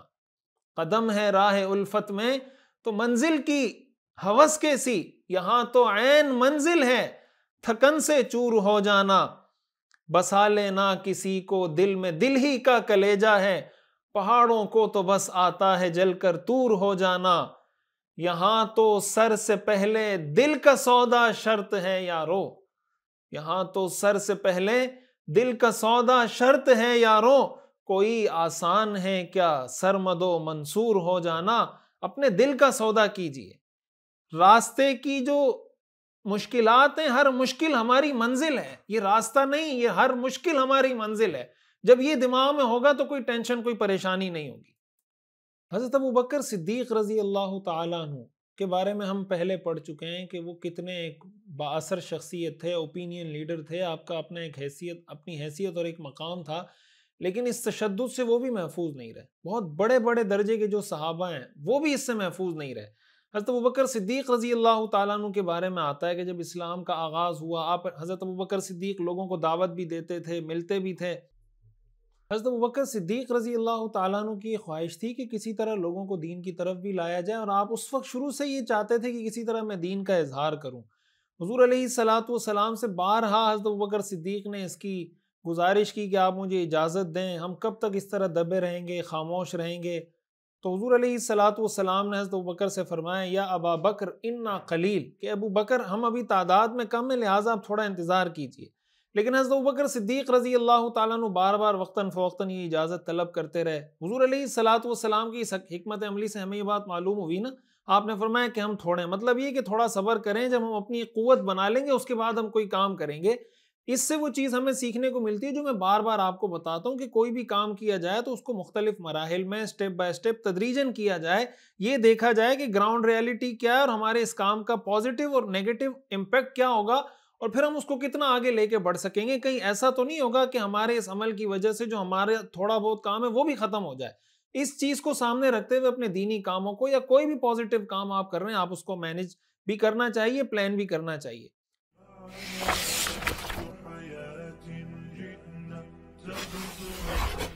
بہرحال حضور علیہ الصلوۃ والسلام نے حضرت ابوبکر صدیق رضی اللہ تعالیٰ عنہ کو جب اجازت دے دی کہ آپ اظہار کر سکتے ہیں، تو حضرت ابوبکر صدیق رضی اللہ تعالیٰ عنہ نے اظہار کر دیا۔ پہلے ہم پڑھ چکے ہیں اسی سبق کے شروع میں کہ سب سے پہلے جن لوگوں نے اسلام کا اظہار کیا ان میں سر فہرست حضرت ابوبکر صدیق تھے۔ جب انہوں نے اظہار کیا ہے اسلام کا تو مشرکین ان پہ پل پڑے، خصوصاً عتبہ ابن ربیعہ، یہ اپنے جوتے لے کر اور بڑے سخت قسم کے انہوں نے حضرت ابوبکر صدیق رضی اللہ تعالیٰ عنہ کو مارا، تشدد کیا، لہو لہان کر کے نیم بے ہوش کر دیا اور بالکل بے حال کر دیا۔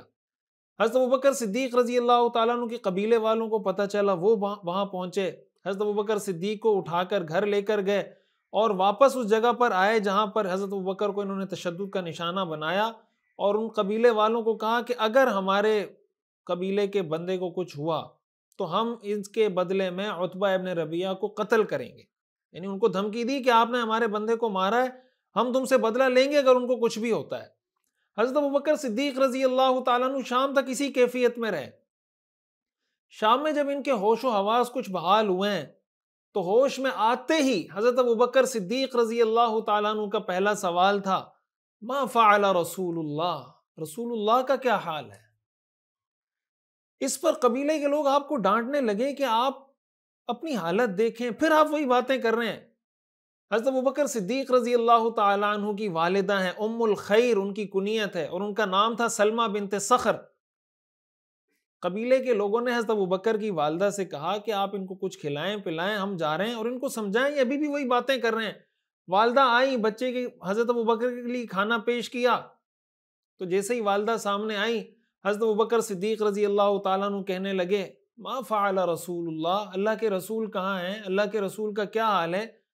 والدہ نے کہا، بیٹا مجھے تمہارے دوست کا نہیں پتا۔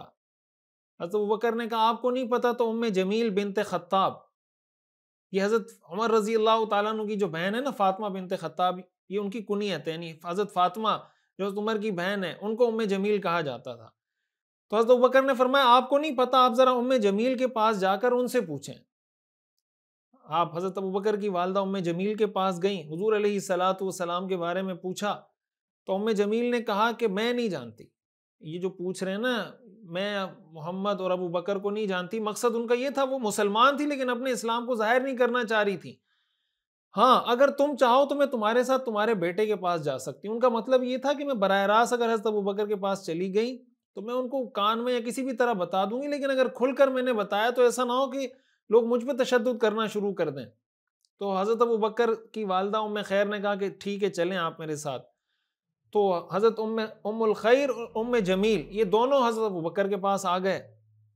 حضرت ابو بکر رضی اللہ تعالیٰ عنہ اسی طرح بیماری کی حالت میں پڑے ہوئے تھے، تو ام جمیل نے اونچی آواز میں کہا کہ اللہ کی قسم، وہ لوگ جو تمہارے ساتھ یہ سلوک کر رہے ہیں یہ سب فاسق اور کافر ہیں، اور مجھے اللہ کی ذات سے امید ہے کہ اللہ تمہارے دشمنوں سے ضرور بدلہ لے گا۔ تسلی دی حضرت ابوبکر کو کہ آپ پریشان نہ ہو، یہ سارے بدبخت لوگ ہیں، اللہ ان سے بدلہ لے گا۔ حضرت ابوبکر پھر کہنے لگے ما فعل رسول اللہ کے رسول کا کیا حال ہے، مجھے اللہ کے رسول کے بارے میں بتائیں۔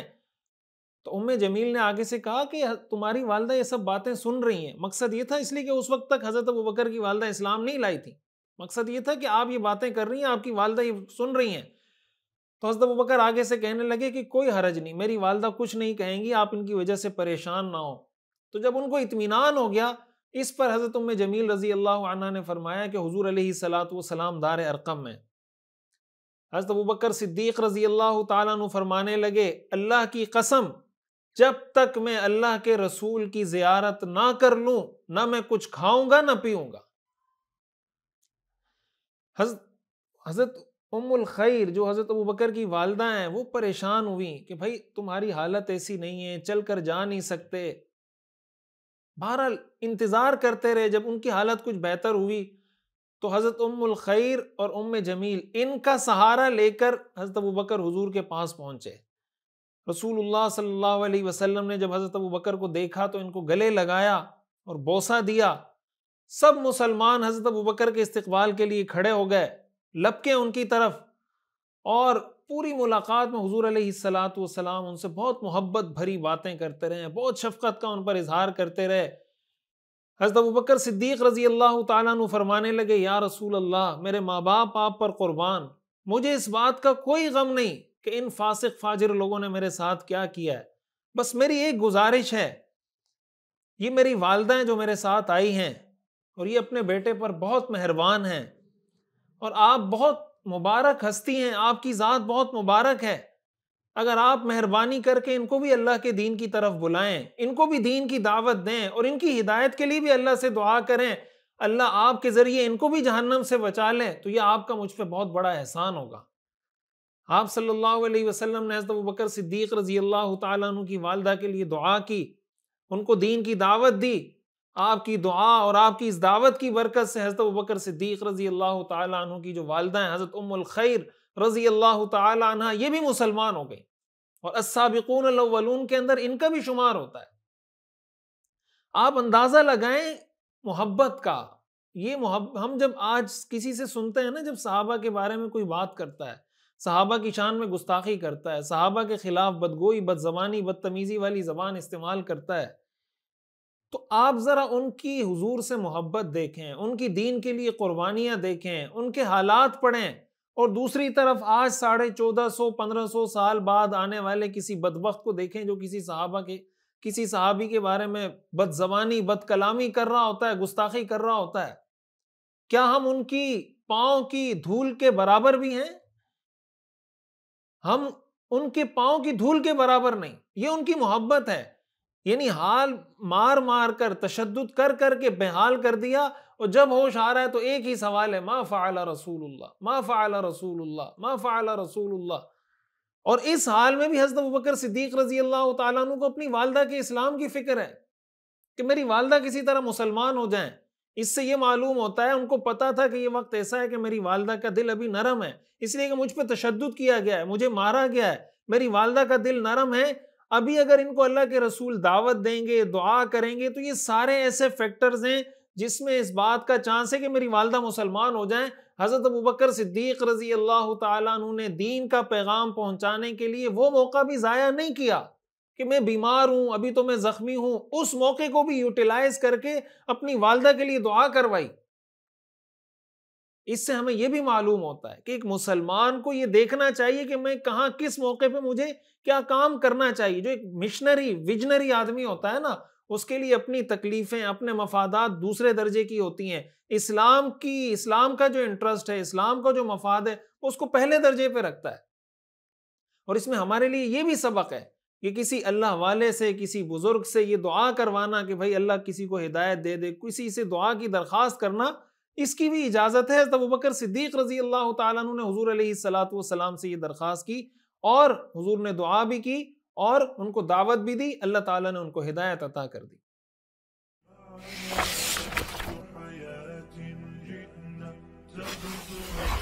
حضرت ابوبکر صدیق رضی اللہ تعالیٰ عنہ کا ایک اور واقعہ جس سے ہمیں یہ پتہ چلتا ہے کہ کس طریقے سے تشدد کیا جاتا تھا اور کتنا ان کو مجبور کیا جاتا تھا۔ حضرت عائشہ رضی اللہ تعالیٰ عنہ خود اس حدیث کی راوی ہیں، وہ فرماتی ہیں کہ میں نے جب سے ہوش سنبھالا ہے تو میں نے اپنے والدین کو دین اسلام ہی کا پیروکار پایا۔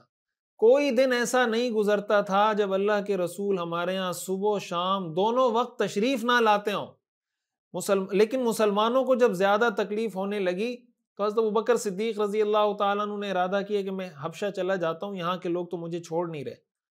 حضرت ابوبکر صدیق رضی اللہ تعالیٰ عنہ روانہ ہو گئے۔ ایک مقام ہے برق الغماد، جب وہاں پر پہنچے ہیں تو وہاں تو قبیلہ قارہ کا سردار تھا ابن الدغنہ، اس کی ملاقات ہو گئی حضرت ابوبکر سے راستے میں چلتے ہوئے۔ تو انہوں نے پوچھا کہ آپ کہاں جا رہے ہیں؟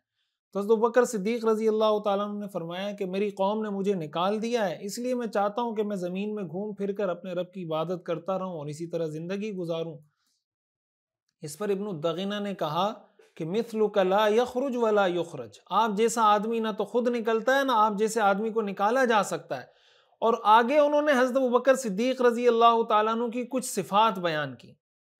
آگے اس نے حضرت ابوبکر صدیق رضی اللہ تعالیٰ عنہ کو کہا انک تکسب المعدوم وتصل الرحم وتحمل الکل وتقری الضیف وتعین علی نوائب الحق، کہ آپ محتاجوں کی مدد کرتے ہیں، رشتہ داروں سے تعلق جوڑتے ہیں، کمزوروں کا بوجھ اٹھاتے ہیں، مہمانوں کی مہمان نوازی کرتے ہیں، حق کے کاموں میں ایک دوسرے کی آپ لوگوں کی مدد کرتے ہیں، کسی پر کوئی آسمانی آفت آ جائے اس کے ساتھ کھڑے ہوتے ہیں۔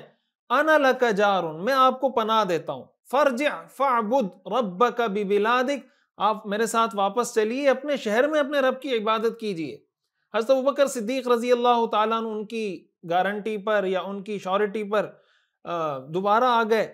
جب حضرت ابوبکر صدیق رضی اللہ تعالیٰ عنہ وہاں پہنچے ہیں، ابن الدغنہ بھی وہاں پہنچے ہیں، تو ابن الدغنہ نے قریش کے سرداروں سے ملاقات کی اور ان کو کہا کہ ان ابا بکر لا یخرج مثلہ ولا یخرج، کہ ابو بکر جیسے آدمی کو یہ تو نہ خود نکلتے ہیں نہ ان کو نکالا جاتا ہے، یعنی ایسے آدمی نہیں کہ جن کو نکالا جائے، تو آپ نے ایسے شخص کو کیوں نکالا ہے؟ اس لیے کہ یہ تو ایسے شخص ہیں یکسب المعدوم ویصل الرحم ویحمل الکل ویقری الضیف ویعین علی نوائب الحق، یہ صلہ رحمی کرتے ہیں، یہ لوگوں کو کما کے دیتے ہیں، یہ آفات میں لوگوں کی مدد کرتے ہیں، کمزوروں کا سہارا بنتے ہیں، ان کو آپ کیوں نکال رہے ہیں؟ تو قریش نے کہا ہم آپ کے ساتھ ایگری ہیں، لیکن بس ایک ہماری شرط ہے، وہ یہ کہ آپ ان کو کہیں کہ اپنے گھر میں رب کی عبادت کریں، نماز پڑھیں، قرآن کی تلاوت کریں، ہمیں تکلیف نہ پہنچائیں، یہ سب کھلے عام نہ کریں، اس لیے کہ ہمیں اس بات کا ڈر ہے کہ جب یہ سب کھلے عام کریں گے تو یہ فتنے میں ہمارے بچوں اور بیوی عورتوں کو مبتلا کریں گے، اس لیے کہ جب یہ نماز پڑھیں گے لوگ دیکھیں گے، جب دیکھیں گے قریب آئیں گے، اٹریکٹ ہوں گے، وہ دین کی طرف چلتے چلے جائیں گے۔ ابن الدغنہ نے یہ بات حضرت ابوبکر صدیق کو بتائی، حضرت ابوبکر نے فرمایا ٹھیک ہے۔ حضرت ابوبکر نے اپنے گھر میں عبادت کرنا شروع کر دی۔ کچھ عرصے بعد حضرت ابوبکر نے اپنے گھر کے صحن میں ایک مسجد نما جگہ بنا لی، اس صحن میں آپ نکل کے اپنے گھر ہی کے صحن میں نماز پڑھتے تھے، اور جب آپ نماز پڑھتے تھے آپ کے بارے میں آتا ہے کہ آپ جب قرآن پڑھتے تھے تو آپ بہت زیادہ روتے تھے۔ تو جب آپ صحن میں نماز پڑھنے لگے تو قریش کی عورتیں بچے ارد گرد جمع ہو کر حضرت ابوبکر کو دیکھنے لگتے۔ یہ سارا سین جب انہوں نے دیکھا مشرکین مکہ نے کہ بھائی یہ تو حضرت ابوبکر صدیق رضی اللہ تعالیٰ عنہ کو دیکھ رہے ہیں اور یہ ان سے متاثر ہو جائیں گے، یہ ان کے لیے ایکسیپٹیبل نہیں تھا۔ یہ قریش کے سردار آئے ابن الدغنہ کے پاس کہ بھائی ہم نے حضرت ابوبکر کو آپ کی وجہ سے پناہ دی ہے، آپ کی پناہ کی وجہ سے ہم نے ان کو کچھ نہیں کہا، اور ہم نے ان کو اس شرط کے ساتھ قبول کیا تھا کہ یہ گھر میں عبادت کریں گے، لیکن اب یہ صحن میں مسجد بنا کر کھلے عام نماز پڑھ رہے ہیں، قرآن کی تلاوت کر رہے ہیں، ہمارے بچوں کو خطرہ ہے، ہمارے بچوں کا ان کا جو عقیدہ ہے، ان کا جو نظریہ ہے وہ خراب ہو جائے گا۔ ابن الدغنہ حضرت ابوبکر کے پاس آیا اور کہا کہ آپ جانتے ہیں کہ میں نے آپ کو کس شرط پہ پناہ دی تھی، اس شرط پہ پناہ دی تھی، تو آپ اگر آپ کو کچھ ہوتا ہے تو یہ میری بے عزتی ہے، لوگ کہیں گے کہ ابن الدغنہ نے پناہ دی اور لوگوں نے اس کا خیال نہیں رکھا اور جس کو پناہ دی تھی اس کو تکلیف پہنچائی گئی ہے، تو یا تو آپ ایسا کریں کہ گھر کے اندر نماز پڑھیں، صحن میں نہ پڑھیں، یا پھر جو میری پناہ ہے وہ مجھے واپس کر دیں، پھر آپ جانیں اور مکہ کے لوگ جانیں۔ تو حضرت ابوبکر صدیق رضی اللہ تعالیٰ عنہ نے فرمایا کہ بھائی میں تمہیں تمہاری پناہ واپس کرتا ہوں اور میں اللہ کی پناہ پہ راضی ہوں، مجھے تمہاری پناہ نہیں چاہیے، میں اللہ کی پناہ پہ راضی ہوں۔ حضرت ابوبکر صدیق رضی اللہ تعالیٰ عنہ نے فرمایا انی ارد الیک جوارک و ارضی بجوار اللہ، میں تمہیں تمہاری واپس کرتا ہوں پناہ، اللہ کی پناہ پہ میں راضی ہوں۔ بہرحال حضرت ابوبکر صدیق رضی اللہ تعالیٰ عنہ نے اس طریقے سے عبادت شروع کی اور پھر دوبارہ ان کو تکلیف پہنچانے لگے اور ستانے لگے وغیرہ وغیرہ۔ اس واقعے سے ہمیں کیا سیکھنے کو ملتا ہے؟ آپ اگر دیکھیں حضرت حضور علیہ الصلوۃ والسلام پہ جب پہلی وحی نازل ہوئی اور جب آپ حضرت خدیجہ کے پاس تشریف لائے، حضرت خدیجہ نے آپ کو سیم انہی الفاظ میں تسلی دی تھی کہ اللہ آپ کو ضائع نہیں کرے گا، اس لیے کہ آپ صلہ رحمی کرتے ہیں، کمزوروں کا سہارا بنتے ہیں، آفات میں لوگوں کی مدد کرتے ہیں۔ وہ ساری باتیں جو اللہ کے رسول صلی اللہ علیہ وسلم کی کوالٹیز گنوائی تھیں آپ کی اہلیہ حضرت خدیجہ نے، سیم وہی کوالٹیز ابن الدغنہ نے حضرت ابوبکر صدیق رضی اللہ تعالیٰ عنہ کی گنوائی ہیں۔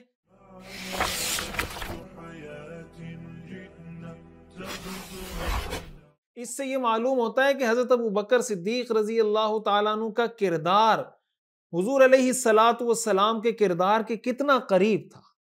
یعنی حضور کو دیکھ کر بھی لوگ یہ کہتے تھے کہ یہ صلہ رحمی کرتے ہیں، یہ آفات میں لوگوں کی مدد کرتے ہیں، کمزوروں کا سہارا بنتے ہیں، مہمانوں کی مہمان نوازی کرتے ہیں۔ حضرت ابوبکر صدیق کو دیکھ کر بھی لوگوں کے ذہن میں یہی کردار آتا تھا۔ اس میں ہمارے لیے یہ سبق ہے کہ ہمیں بھی ایسا ہونا چاہیے کہ جب ہمیں کوئی دیکھے تو لوگوں کے ذہن میں یہی کردار آئے کہ اِنَّكَ تَكْسِبُ الْمَعْدُومَ وَتَصِلُ الرَّحِمَ وَتَحْمِلُ الْكَلَّ وَتَقْرِي الضَّيْفَ وَتُعِينُ عَلَى نَوَائِبِ الْحَقِّ۔ آج سے آپ اس سیرت کورس کی برکت سے نیت کیجئے کہ ہم نے اپنے کردار کو ایسا بنانا ہے کہ جب ہمیں کوئی دیکھے تو اس کے ذہن میں یہ آئے کہ اِنَّكَ تَكْسِبُ الْمَعْدُومَ، کہ جو کما نہیں سکتا آپ اس کو کما کے دینے والے ہیں۔ وَتَقْرِي الضَّيْفَ، مہمانوں کی مہمان نوازی کرتے ہیں۔ تَصِلُ الرَّحِمَ، صلہ رحمی کرتے ہیں، رشتہ داروں کے ساتھ تعلقات نبھاتے ہیں۔ وَتُعِينُ عَلَى نَوَائِبِ الْحَقِّ، آفات کسی پر آ جائے، مصیبت آ جائے، آپ اس کی مدد کرتے ہیں، کوئی حق بات پہ کھڑا ہو آپ اس کے ساتھ کھڑے ہوتے ہیں۔ تو یہ حضور علیہ الصلوۃ والسلام کی صفات تھی۔ اسی کی جھلک حضرت ابوبکر صدیق کی زندگی میں نظر آئی، اور ہم سیرت اس نیت سے پڑھ رہے ہیں کہ لَقَدْ كَانَ لَكُمْ فِي رَسُولِ اللَّهِ أُسْوَةٌ حَسَنَةٌ، کہ تمہارے لیے اللہ کے رسول اسوہ حسنہ ہے۔ تو ہم بھی یہ نیت کریں کہ آج کے بعد ہم نے اپنے کردار میں ان صفات کو اپنانا ہے۔ ہم نے صلہ رحمی بھی کرنی ہے، ہم نے کمزوروں کی مدد بھی کرنی ہے، بے سہاروں کا سہارا بھی بننا ہے۔ جو کما نہیں سکتے ہم کوشش کریں کہ جو ہم خود کما رہے ہیں اس میں سے ان کو بھی کھلائیں۔ کوئی حق بات، حق کام، اچھا کام کر رہا ہے اس کی مدد بھی کرنی ہے، اس کو سپورٹ بھی کرنا ہے، اس کے ساتھ کھڑے بھی ہونا ہے۔ یہ ہماری کوالٹیز اور پہچان ہونی چاہیے۔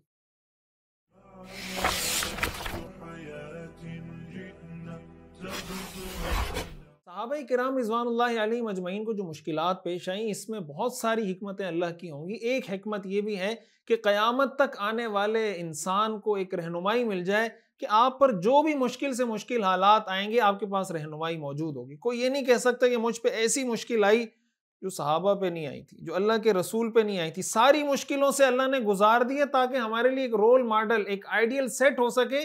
جب کوئی مشکل پیش آئے ہم ان کو دیکھیں، ہمارے مسائل خود بخود حل ہوتے چلے جائیں۔ گویا ہماری اصلاح، ہماری رہنمائی کے لیے اللہ نے اپنے رسول اور اپنے رسول کے صحابہ کو مشکلات سے گزارا، تو یہ ہماری کتنی بدقسمتی ہوگی کہ ہمارے لیے یہ سب کچھ کیا گیا اور ہم پھر بھی ان کو رول ماڈل نہ بنائیں۔ ہمارے رول ماڈل پھر بھی فلم سٹار، اداکار اور جناب میوزیشین اور سنگر، یہ ہمارے رول ماڈل ہوں اور اللہ کے رسول اور اللہ کے رسول کے صحابہ ہمارے رول ماڈل نہ بنے۔ کتنی بدبختی اور بدقسمتی کی بات ہے۔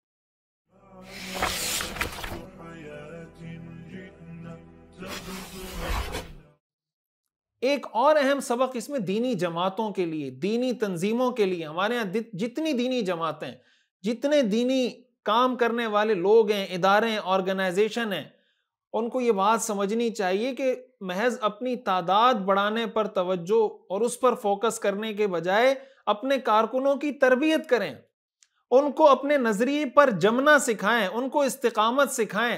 آج ہمارا سارا زور بھی اس پر ہے کہ کسی طرح تعداد بڑھ جائے، کسی طرح ہمارے کارکن بڑھ جائیں، ہم کسی طرح میجورٹی میں آ جائیں، لیکن آپ کا کارکن آپ کے نظریے پر کتنا جمع ہوا ہے، اسلام سے اس کی کتنی محبت ہے، آپ اس کے لیے مہینے میں، ہفتے میں، 2 ہفتے میں، 2 مہینوں میں کوئی تربیتی سیشن رکھتے ہیں، اس کے نظریے کو دوبارہ پختہ کرنے کی کوشش کرتے ہیں، اس کو سیرت، قرآن، حدیث، ترجمہ، تفسیر، یہ چیزیں پڑھاتے ہیں۔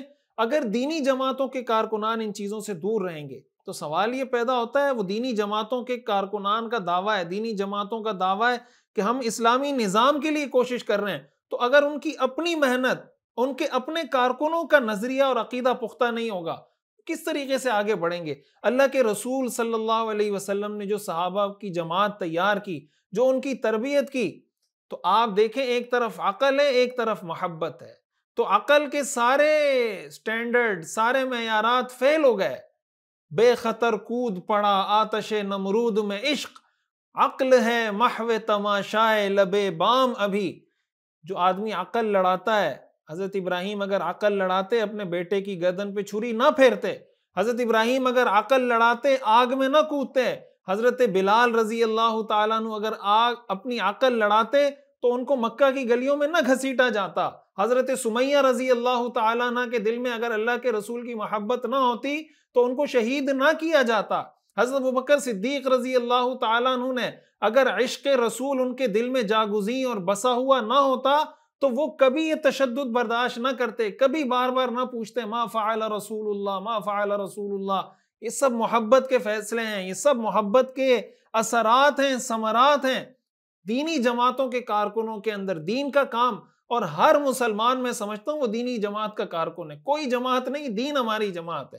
آپ کوشش کریں میں نے کوئی کام کرنا ہے لیکن اپنے نظریے کو ایسا مضبوط کرنا ہے جیسا نظریہ اللہ تعالیٰ نے صحابہ کرام رضوان اللہ علیہم اجمعین کو دیا، اور ہم نے ان کو فالو کرنے کی کوشش کرنی ہے۔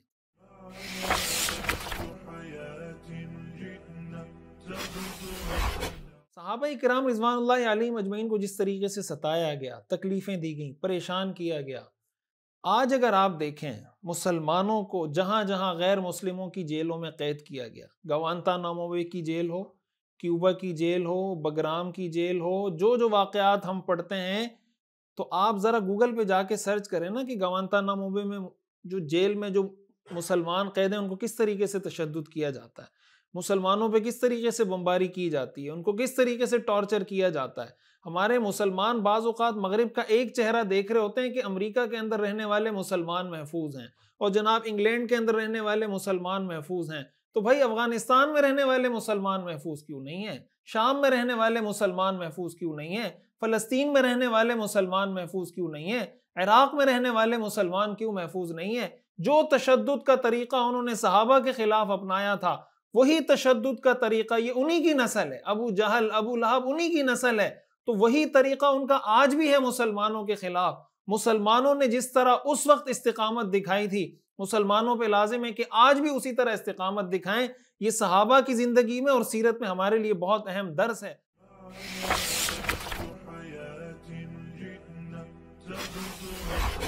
اور جب انسان پر مشکلات آتی ہیں، مشکلات سے نئی راہیں کھلتی ہیں، اپنی کمزوری کو طاقت بنانا سیکھیں۔ اگر صحابہ کرام پہ یہ تشدد نہ ہوتا تو حبشہ کی ہجرت نہ ہوتی، اگر یہ تشدد نہ ہوتا مدینہ کی طرف لوگ ہجرت نہ کرتے، اور اگر حبشہ ہجرت نہ ہوتی تو اسلام کا پیغام حبشہ کب پہنچتا، اگر مدینہ کی ہجرت نہ ہوتی تو اسلام کا پیغام مدینہ میں کب پہنچتا، اور اگر مدینہ کی ہجرت نہ ہوتی تو روم اور فارس تک اسلام کا پیغام کب پہنچا۔ اسلام کی فطرت میں قدرت نے لچک دی ہے، اتنا ہی یہ ابھرے گا جتنا کہ دباؤ گے۔ جتنا اسلام کو دبانے کی کوشش کی جائے گی، ہم نے مایوس نہیں ہونا، ہم نے نا امید نہیں ہونا، اسلام نے ابھرنا ہے، اسلام نے غالب ہو کے رہنا ہے۔ وقتی پریشانی تو صحابہ پہ آئی، اللہ کے رسول پہ آئی، ہم پر بھی آئے گی۔ ایک حدیث سنا کر میں اپنی بات ختم کرتا ہوں۔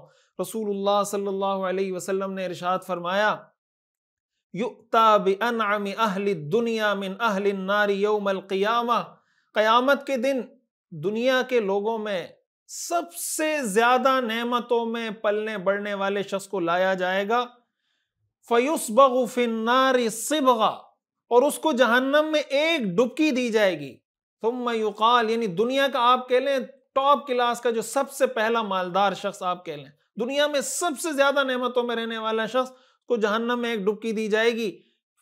پھر اس سے پوچھا جائے گا، یا ابن آدم هل رأیت خیرا قط، اے ابن آدم ذرا یہ بتا کیا کبھی کوئی خیر دیکھی ہے، کبھی کوئی بھلائی دیکھی ہے؟ هل مر بک نعیم قط، کیا کبھی کوئی نعمت تمہیں چھو کر بھی گزری ہے؟ فیقول لا واللہ یا رب، اللہ کی قسم میرے رب کبھی میں نے کوئی نعمت آنکھوں سے دیکھی نہیں۔ وَيُؤْتَى بِأَشَدِّ النَّاسِ بُؤْسًا فِي الدُّنْيَا مِنْ أَهْلِ الْجَنَّةِ، اور دنیا میں سب سے زیادہ اذیتیں اور تکلیفیں برداشت کرنے والے کسی جنت کے مستحق کو لایا جائے گا، اور اس کو فَيُصْبَغْ صِبْغَةً فِي الْجَنَّةِ، اس کو جنت میں ایک ڈبکی دی جائے گی، اس کو جہنم میں داخل کیا جائے گا، ایک غوطہ لگوایا جائے گا۔ فَيُقَالُ لَهُ يَا ابْنَ آدم، پھر اس کو کہا جائے گا اے ابن آدم، هَلْ رَأَيْتَ بُؤْسًا قَطْ، کیا تم نے کبھی کوئی تنگی دیکھی ہے؟ هَلْ مَرَّ بِكَ شِدَّةٌ قَطْ، کیا کبھی کوئی تکلیف تمہارے قریب سے بھی گزری ہے؟ فَيَقُول، تو وہ کہے گا لا واللہ یا رب، نہیں اللہ کی قسم اے میرے رب، کبھی کوئی تکلیف میں نے نہیں دیکھی۔ ما مر بی بؤس قط ولا رأیت شدۃ قط، اللہ کی قسم نہ تو کبھی میں نے کوئی سختی دیکھی، نہ کبھی کوئی تکلیف میرے قریب سے گزری۔ قیامت کے دن یہ سب ٹینشنیں کافور ہو جائیں گی۔ یہ دنیا کی زندگی، قل متاع الدنیا قلیل والآخرۃ خیر لمن اتقى وان الدار الآخرۃ لہی الحیوان، قل متاع ما هذه الحیاۃ الدنیا الا لہو ولعب، یہ سب کھیل تماشا ہے۔ حدیث میں آتا ہے لو کانت الدنیا تعدل عند اللہ بعوض جناحہ، اگر یہ دنیا اللہ کی نظر میں مچھر کے پر کے برابر ویلیو رکھتی، ما سقا منہا کافرا شربت ماء، تو اللہ کسی کافر کو پانی کا ایک گھونٹ نہ پلاتا۔ اس لیے دین کے راستے میں آنے والی ہر مشکل کو سینے سے لگائیے، اس کو خوش آمدید کہیے، خود مشکلوں میں پڑنے کی کوشش مت کریں، خود اپنے لیے مشکلات پیدا مت کریں، لیکن اگر آپ حکمت عملی سے چلنے کی کوشش کر رہے ہیں، دین کا کام کر رہے ہیں، دین کے پیغام کو لے کے چل رہے ہیں، دین پر عمل کرنے کی کوشش کر رہے ہیں، پھر بھی کوئی مصیبت آتی ہے تو اس سے پریشان نہ ہو۔ جب کوئی پریشانی آئے سیرت کے ان واقعات کو سامنے رکھیں، سب پریشانیاں کافور ہو جائیں گی۔ اللہ تعالی ہمیں سمجھنے کی اور عمل کرنے کی توفیق عطا فرمائے۔ ابھی آخر میں آپ حضرات کے سامنے کچھ سوالات رکھتا ہوں اسی سبق سے متعلق جو آج ہم نے پڑھا ہے، تو آپ یہیں کمنٹ میں ان کے جوابات دیجئے گا۔ کچھ سوالات ہیں، آپ توجہ سے سنیں بھی، جواب بھی ضرور دیں۔ حضور صلی اللہ علیہ وسلم کے کتنے مؤذن تھے؟ 4، 5، 3۔ اسلام کے سب سے پہلے شہید کون سے صحابی ہیں؟ حضرت حمزہ رضی اللہ تعالی عنہ، حضرت حارث بن ابی حالہ رضی اللہ تعالی عنہ، حضرت مصعب بن عمیر رضی اللہ تعالی عنہ۔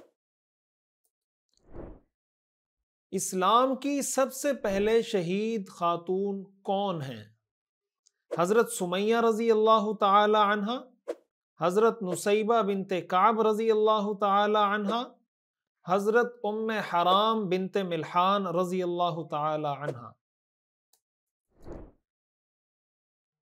حضرت بلال رضی اللہ تعالی عنہ کو کس نے خرید کر آزاد کیا تھا؟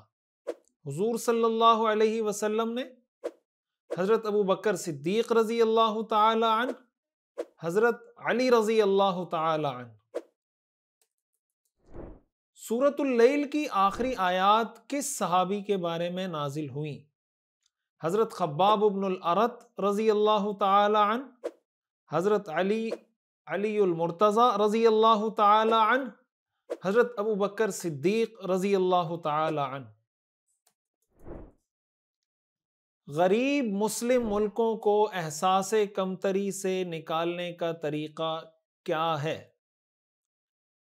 اسلام اور اسلامی تعلیمات پر فخر، ترقی یافتہ ملکوں کو ہر اعتبار سے کامیاب سمجھنا، یا ترقی یافتہ ملکوں کو ہر اعتبار سے ناکام سمجھنا۔ حضور صلی اللہ علیہ وسلم نے کس صحابی کے بارے میں فرمایا کہ مکہ میں ان سے زیادہ خوبصورت زلفوں اور اچھے لباس والا میں نے نہیں دیکھا؟ حضرت عمر فاروق رضی اللہ تعالی عنہ، حضرت ابو بکر صدیق رضی اللہ تعالی عنہ، حضرت مصعب بن عمیر رضی اللہ تعالی عنہ۔ پہلی فیملی جس کو اسلام کی وجہ سے تشدد کا نشانہ بنایا گیا کس کی فیملی تھی؟ حضرت ابو بکر صدیق رضی اللہ تعالی عنہ، حضرت خباب بن الارت رضی اللہ تعالی عنہ، حضرت عمار بن یاسر رضی اللہ تعالی عنہ۔ حضرت ابو بکر صدیق رضی اللہ تعالی عنہ کی والدہ ام الخیر کا نام کیا تھا؟ سلمہ بنت صخر، اسماء یا حمامہ۔ اسلامی احکام پر عمل کرنے کے لیے صرف عقل کافی ہے یا اسلام سے عشق و محبت بھی ضروری ہے؟ عشق اور محبت ضروری ہے، صرف عقل کافی ہے۔ وآخر دعوانا ان الحمد للہ رب العالمین۔